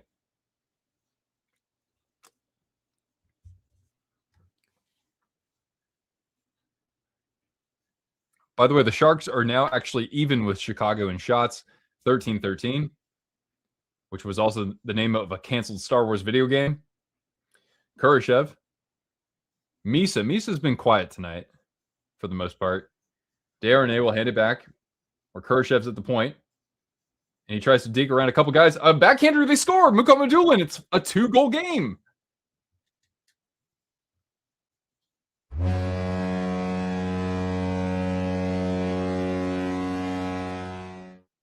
It's 5-3 now. Muka Madulin looking like a forward, and Kurashev, he was trying to stick handle between 3 defenders that somehow ended up on Mookie's stick, and Mookie with a saucy backhander top corner over Spencer Knight. Cortana, treat.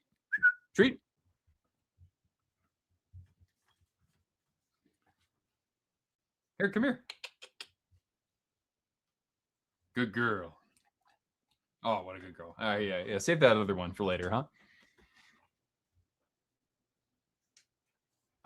I'm in front of you a little bit there. We got Toria jumping in. What's up? You're late? Better late than never. You're watching Avalanche and Red Wings, so I understand. Guys, we're only down by 2 goals.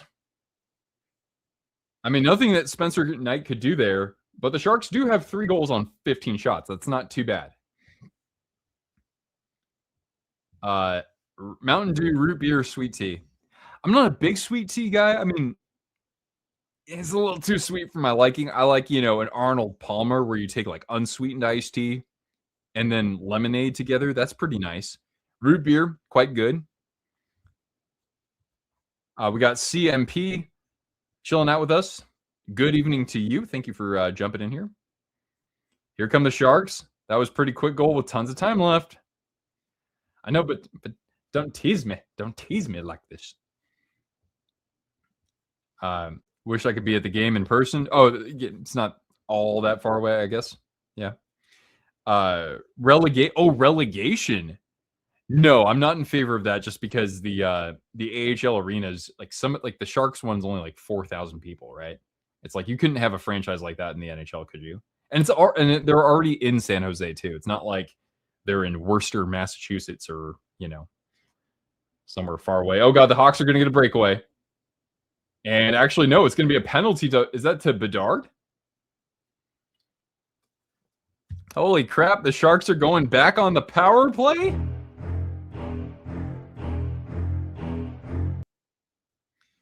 Well, Alex, humor me, good sir. Or I don't know if Alex can also be a girl's name, so there we go. Mountain Dew in the loop. Power play in the loop. Speaking of the loop, Chicago's arena is not in the loop, I don't think. I think it's too west to be in Chicago's loop, the core downtown. Love the power play. Yeah. I'm trying to step my game up a little bit there and have fun stuff like that. Sharks on the power play. And back to the point. Here's Orlov. Trying to work it down low. A bobbling puck to Toffoli. Back to the point. Smith. Toffoli at the goal line. He skates in. Toffoli. A bobbling puck.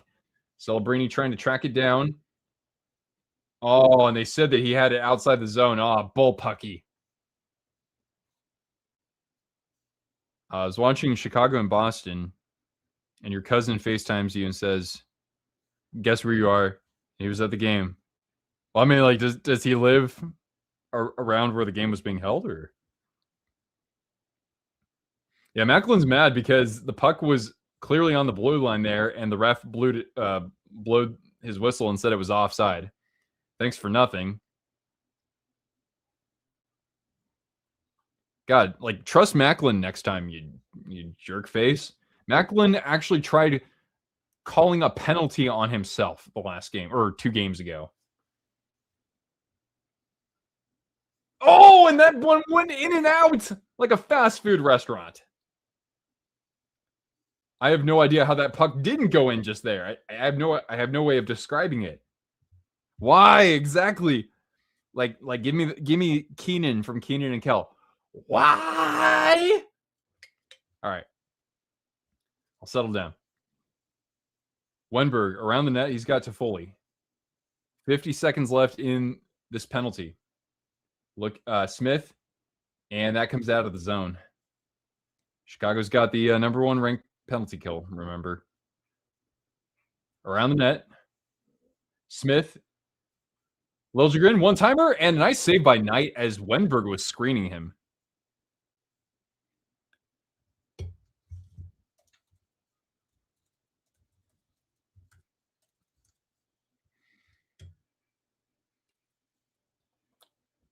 Keenan Thompson, the Ducks fan. That's right.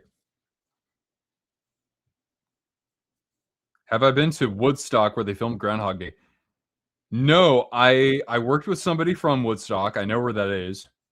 But I need to go back and watch Groundhog Day again, because I will say one thing.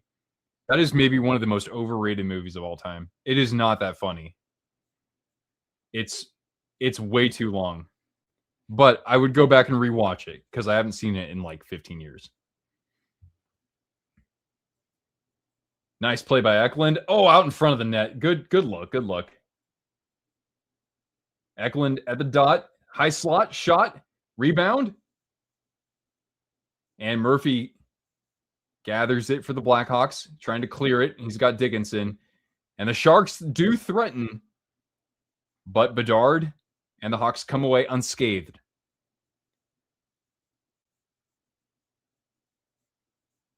Who loves orange soda? Exactly. Nar sushi. I love it. Now Wenberg. Getting hassled here by Bedard or Grzelcyk. Excuse me. Have we seen Zombieland? Yeah, I actually saw that. Yeah. It's been a while, but yeah. Bill fucking Murray. Graf. And now the other way comes Nazar. We're down to 14:30. You got to see where they filmed it? That's cool.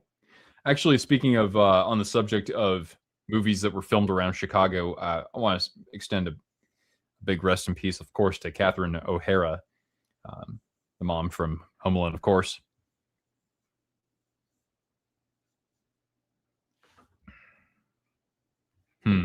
Yeah, I got to go back and watch Groundhog Day. I wasn't feeling it, but now that I'm, of course, approaching my middle ages, might as well give it another shot.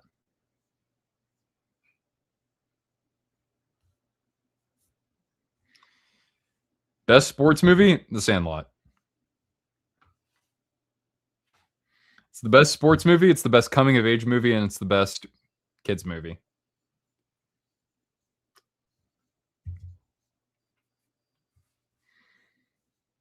Wasn't some of The Dark Knight. The Dark Knight specifically. The other two were filmed. I can't remember the first one, Batman Begins, but I know the last one was filmed partially in Pittsburgh and probably somewhere in New York.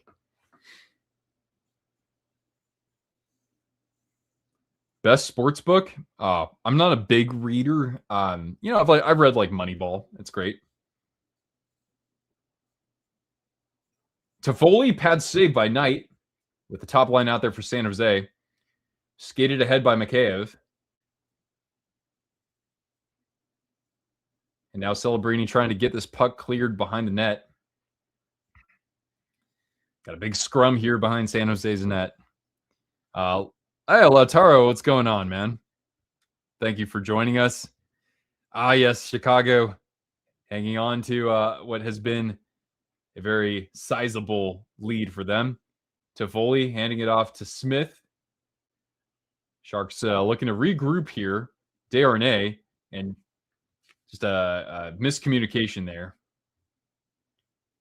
Now Orlov. Back to Desharnais. The Sharks coming the other way. Big stretch pass. Colin Graf up ice. Nice check there from Kaiser. Graf looking for Wenberg behind the net. He spins away from Murphy, or from Rinzel, excuse me. And Big Sam able to poke check that away.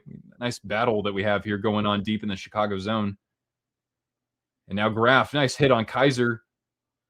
Hawks able to clear. And now Eklund trying to play it the other way. Here comes Graf. He's got it at the goal line. He looks in front. It goes off of somebody and comes out of the zone. We're down to 12:20 here left in regulation time. It's going by quickly. Best food spot in San Jose. I haven't lived there in a few years, but I am a sucker for, of course, the all-time classic, which is La Vic's. And Sam's Barbecue, of course, would be up there for me.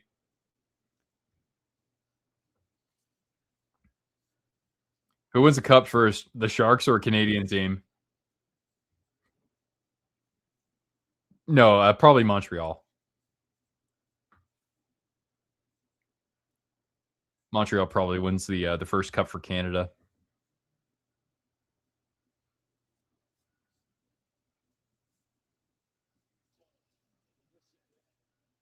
All right, let's see if the Sharks can get this cleared. Some good pressure from Chicago's fourth line. Fed up ice looking for Misa, but that goes all the way down. No icing. Down to 11:20 here in regulation.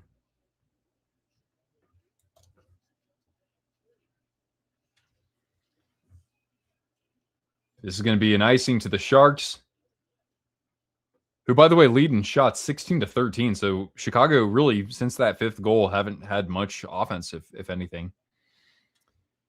But yeah, if anybody wants to talk about food spots in San Jose, I'm open to it. I just don't know. There's a whole lot that I don't know. I never went to like any really good pho places in San Jose proper. I lived in Mountain View for a long time, and there were some good spots there. But I would think that San Jose, especially as you go further south or even a little bit on the east side, they've got some really good spots there. By the way, we've hit a commercial break. Can the Sharks, can they do it? I don't know. Montreal did start the whole Canadian curse. That's true. That's a good point. So it would only be fair for them to break it. The Maple Leafs ending their drought or the Sharks winning their first cup? I'd say the Sharks. Excuse me. You know, the Maple Leafs haven't been to a Stanley Cup final since 1967. At least the Sharks went one time. And I think the Maple Leafs, I don't think they're going to get much better. They've already peaked, you know. La Vic's is only good for the orange sauce. I wouldn't go that far myself. I mean, like, the orange sauce is a great compliment, but I think overall it's a San Jose institution. Oh, by the way, speaking of institutions, if you want a good breakfast in San Jose, it doesn't get much better than Bill's. Bill's is amazing. What we see first? Oh, yeah, that's right. If we win the cup this year, just Carey Price get a ring. Hey, playoffs. Right, we got to get to the playoffs first. The Preds did it. They were down 5-1 versus the Blues. Look at this. A Golden Knights fan has been championing our resurgence in this game. He's going to will us to victory. Good old Dean. And then they're up 6-5 now, huh?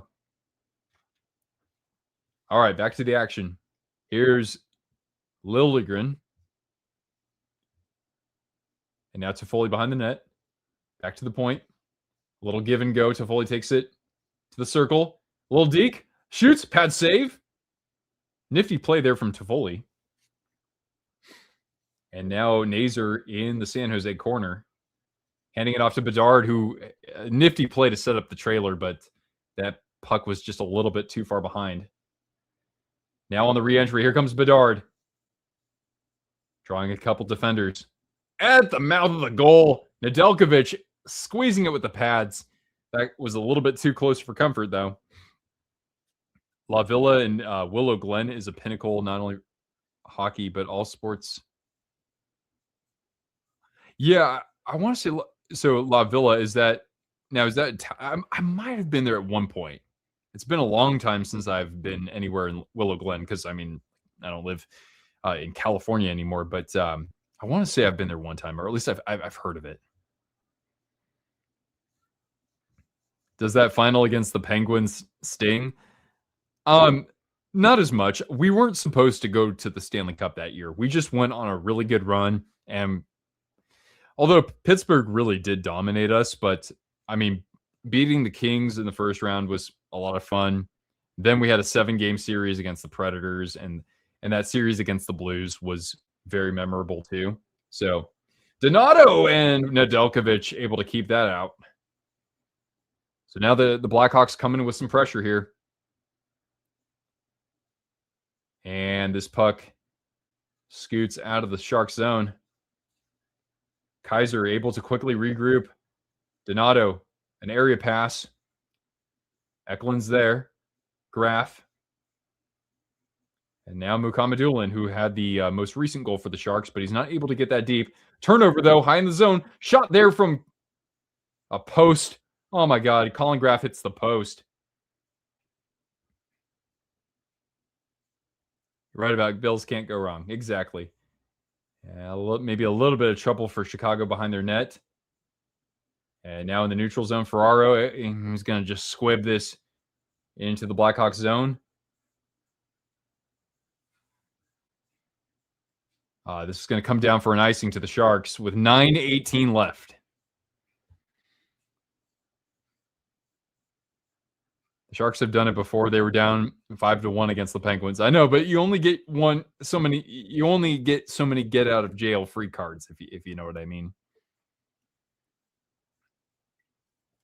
God darn it, Colin Graf with the post. Yeah.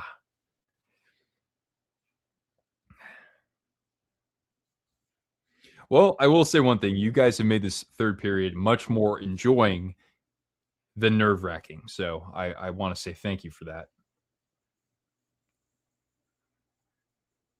Now in the Sharks' corner, Dickinson trying to get this away from Bedard, and he turns it over to him. Bertuzzi. Back to the point. Grzelcyk at the other point. Misa trying to D up Bedard here. Good support coming in from, I think that was Ferraro. Sharks able to get that clear. Contested in the neutral zone. Now Gaudette trying to get around the defender. He gets knocked down. And that's going to be an interference. The Sharks are going back on the power play, but they haven't scored on the power play just yet, I don't think.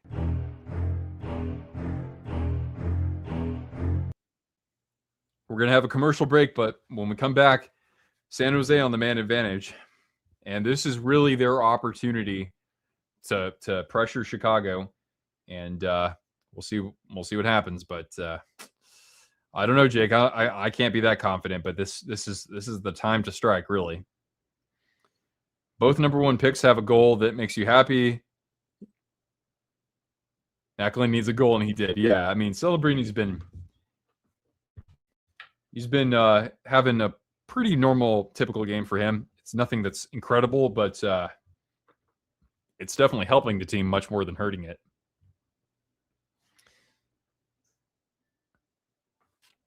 How are we doing on the beer? Am I going to need another one? I need more water. It's very important to hydrate when you're going to there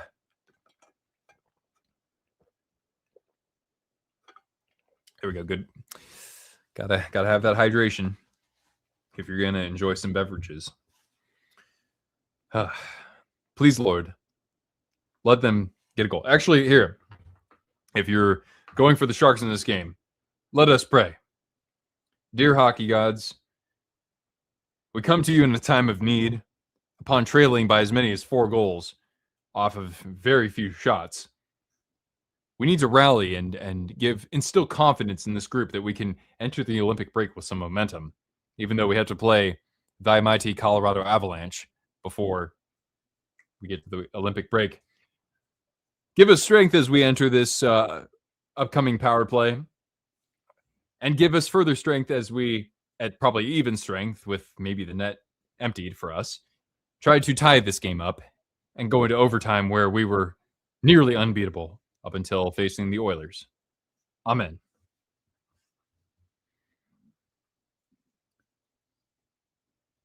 All right, Sharks, 5 shots on their 3 power plays so far.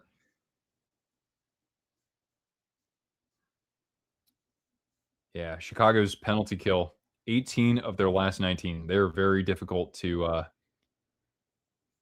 score against on the man advantage. Vlasic able to get a clear. Here comes Teravainen. Nice back check there from the Sharks, and they'll come the other way. Smith, maybe a bit of a 2-on-1 here. Will Smith hits the trailer. High slot, chance in front, rebound, and Teravainen able to come up with that loose puck. That was a good opportunity as the first 30 seconds in the power play goes by. Yeah, the hockey gods like tax-free states. Celebrini working it over to Orlov. Behind the net, looking for Smith, but it's a loose puck. Macklin tried to seal that off as it gets rimmed around, and the Blackhawks can change up.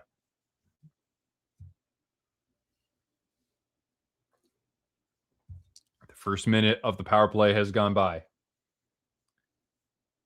And not a good feed there. I think Celebrini was the one who just couldn't get that onto the wing very effectively. And the Sharks trying just to get set up here. Here comes Kurashev, former Chicago Blackhawk. Feeds it for Celebrini, but he can't enter the zone just yet. And we're in the last third of this power play as the Blackhawks certainly demonstrating why they have the top penalty kill in the NHL so far. Chance behind the net. One-timer Celebrini. I don't know how he didn't shoot that unless that got blocked. Man, he had a yawning cage for that too. As Celebrini goes back to the bench, shaking his head.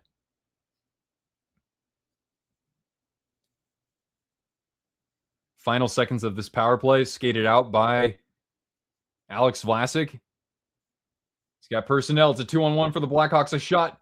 Nedeljkovic might have gotten a piece.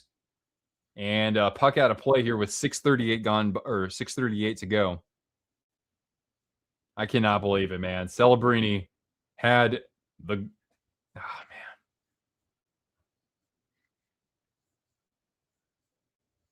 God darn it. I think that was a bit of a... That puck for Celebrini was a tough one to handle, I will say. Oh, God, that's frustrating either way.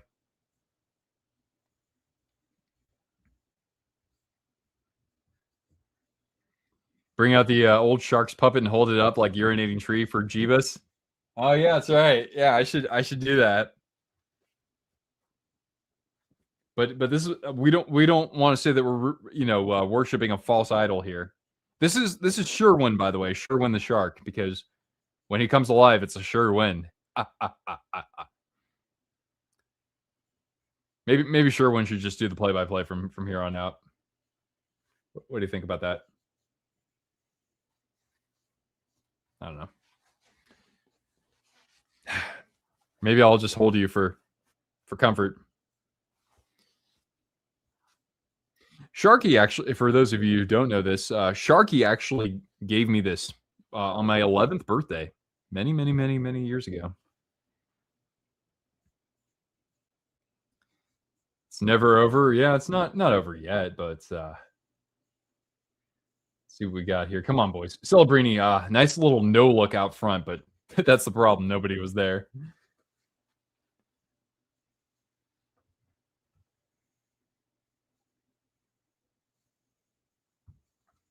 Toffoli.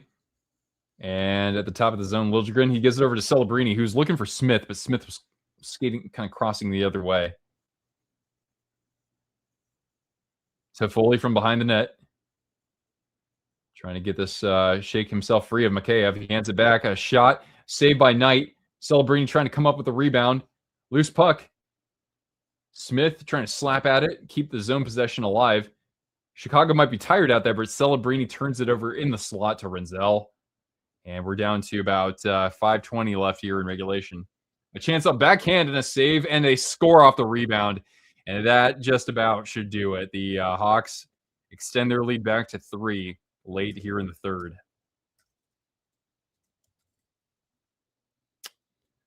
God damn it.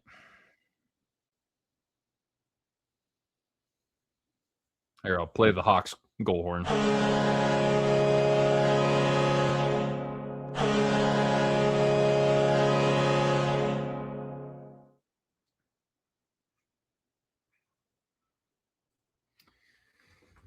Whose goal is that? Mikheyev again?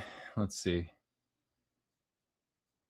No, that's Donato. That's 2 goals for Ryan Donato, former Shark. Am I not allowed to play Chelsea deck? No. Like that's gonna get flagged for copyright. If I play like 4 seconds, it's okay.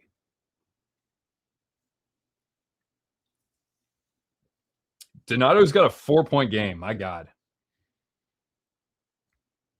And Chicago's not even got how many shots on goal do they have? Like 16 or 17? They've got 6 goals. Remember OG Sharky had a full tail. That was creepy. That was very odd. But they quickly learned from that mistake. Hey, Cortana, you want a treat?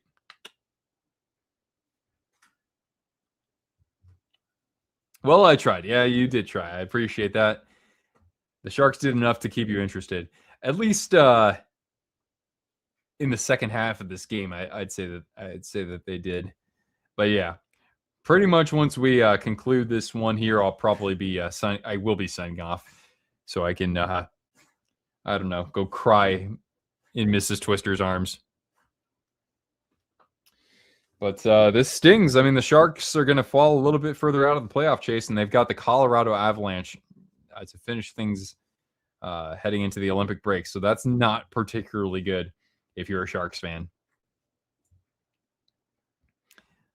Always liked Donato as a Shark. I mean, I understand that he didn't do enough to really stick around, but he had his moments. He had some moments there. When Bailey knocked off Sharky's head, that's right. Yeah. All the California mascots are pretty solid. Bailey and Wild Wing as well. But only one of them is in the Mascot Hall of Fame. We know who that is, right? Psst. Treat. If they beat the dang Avalanche, I'll be like, what the hell? I think that game's on Wednesday, I want to say. Watch hours of mind-numbing television after this game to make you feel better. Yeah, a little brain rot probably wouldn't hurt. Or just go, pet a dog, pet a cat,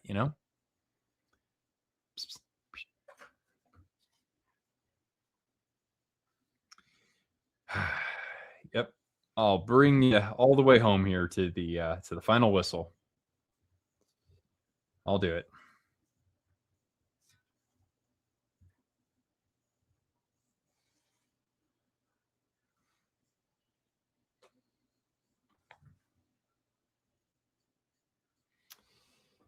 All right, we got a face-off here in the Sharks zone. Moore takes a hit from Mukhamadullin. I think Shakir's been probably one of the bright spots tonight for San Jose. Got a goal. He's been playing pretty well defensively. And Dickinson, I'll give him some credit too. No matter what, they've exceeded expectations.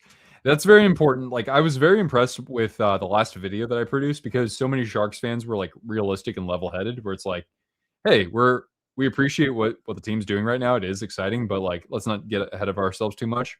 And you're right.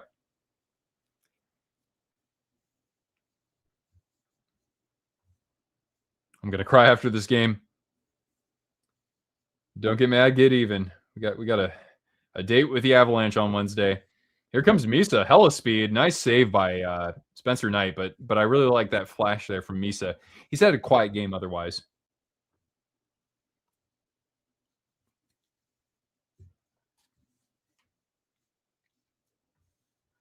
Hulky, what's going on? One more goal for Chicago, or one more goal for the Sharks? Hopefully one more for San Jose.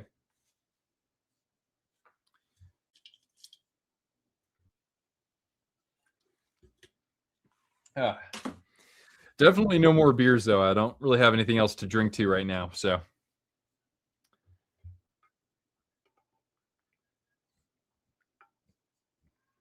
What game was it when a live chicken was thrown on the ice? A live chicken? Oh my God.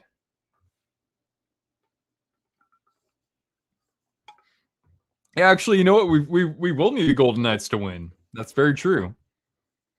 Drink to a good stream. There we go. That's fair. Now Kurashev. See if the Sharks can maybe get another goal here. Misa on the back door. Oh, nice stick lift there. Gaudette was right on the doorstep.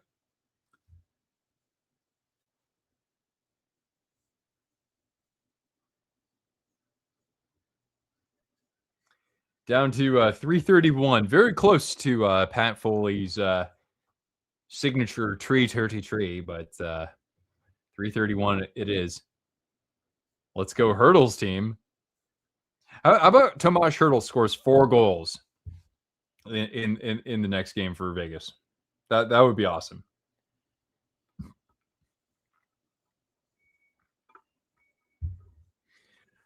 Well, at least the Sharks are playing with some urgency here. Oh, a nice chance there for Smith, but it was a good block by Nazer.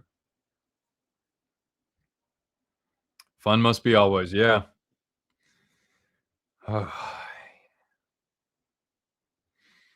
The Blackhawks, 6 goals on 17 shots. Yikes.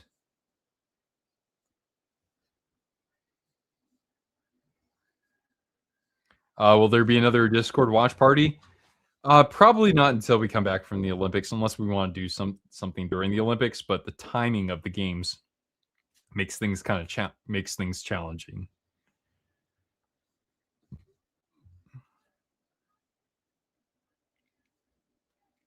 Wait, he already had a 4-goal game this year? I know he had like a 4 or 5 point game against the Sharks. It's a little salt in the wound, but oh, and another post by the Sharks.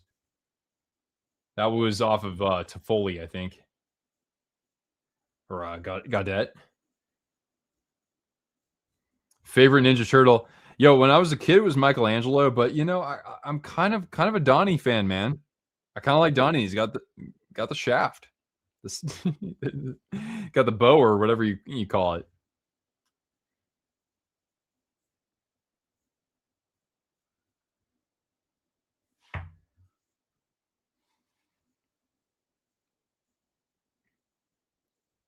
All the kids liked Raph. I'm like, nah, dude. I need somebody with a little bit more reach out there. All right, final 2 minutes here, everybody. Teen Titan, I'm not the guy to ask. I was teaching kids at a tennis camp who watched that show when I was a little bit younger, at least. Yeah, it was at least we got a few goals. Yeah.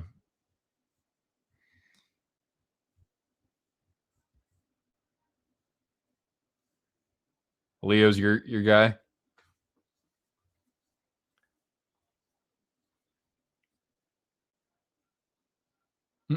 Everybody's got their own turtle. There we go. That's what we like. That's what we want to see.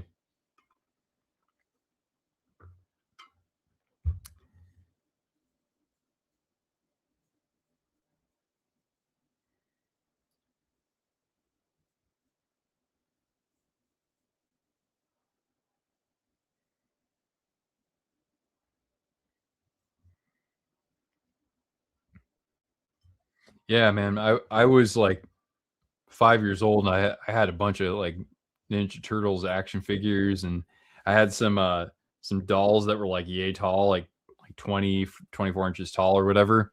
I dressed up as Michelangelo one year for Halloween. If I stream for the Sharks next, yeah, I probably won't do that. We can all cry together. No, I'm probably not. I don't even know if I'll watch that game, frankly. Okay, maybe I'll watch a little bit of it. The first 24 minutes. All right, final 45 seconds, everybody. I know some people are going to head out. I'll head out too once the final whistle has sounded. Just make sure you hit the thumbs up before you go. That'd be awesome. And hopefully I'll chat with you guys at some point during the Olympics. We'll also do a trade deadline stream, I think. Yeah. Down to 25 seconds. Regenda. I didn't really notice anything from Regenda tonight, honestly. Ferraro, I gotta say he had a couple of really bad moments, unfortunately. A couple of rebounds here, though. Ferraro shoots. Knight really holding it down now. Final 5 seconds. Bedard, who had the first goal for Chicago. And this one's in the books, unfortunately, if you're a Sharks fan. Hey, we fell again. That's 3 winless games in a row, and we're slipping out of the playoff picture a little bit here, but hopefully we can rebound against the Avalanche. But I appreciate everybody for tuning in. Please do hit the thumbs up. And thank you for the super chat, whoever that was. Somebody won a bet earlier today for betting Bedard would score, and lo and behold, that was the first goal of tonight's game. I got to catch a snack here and go snuggle with all the floofy critters in my house and Mrs. Twister. You guys have a good night. Thank you for watching the stream. We'll be back again. I don't want to say soon enough because of the Olympics, but hopefully not too long from now. All right, catch you later.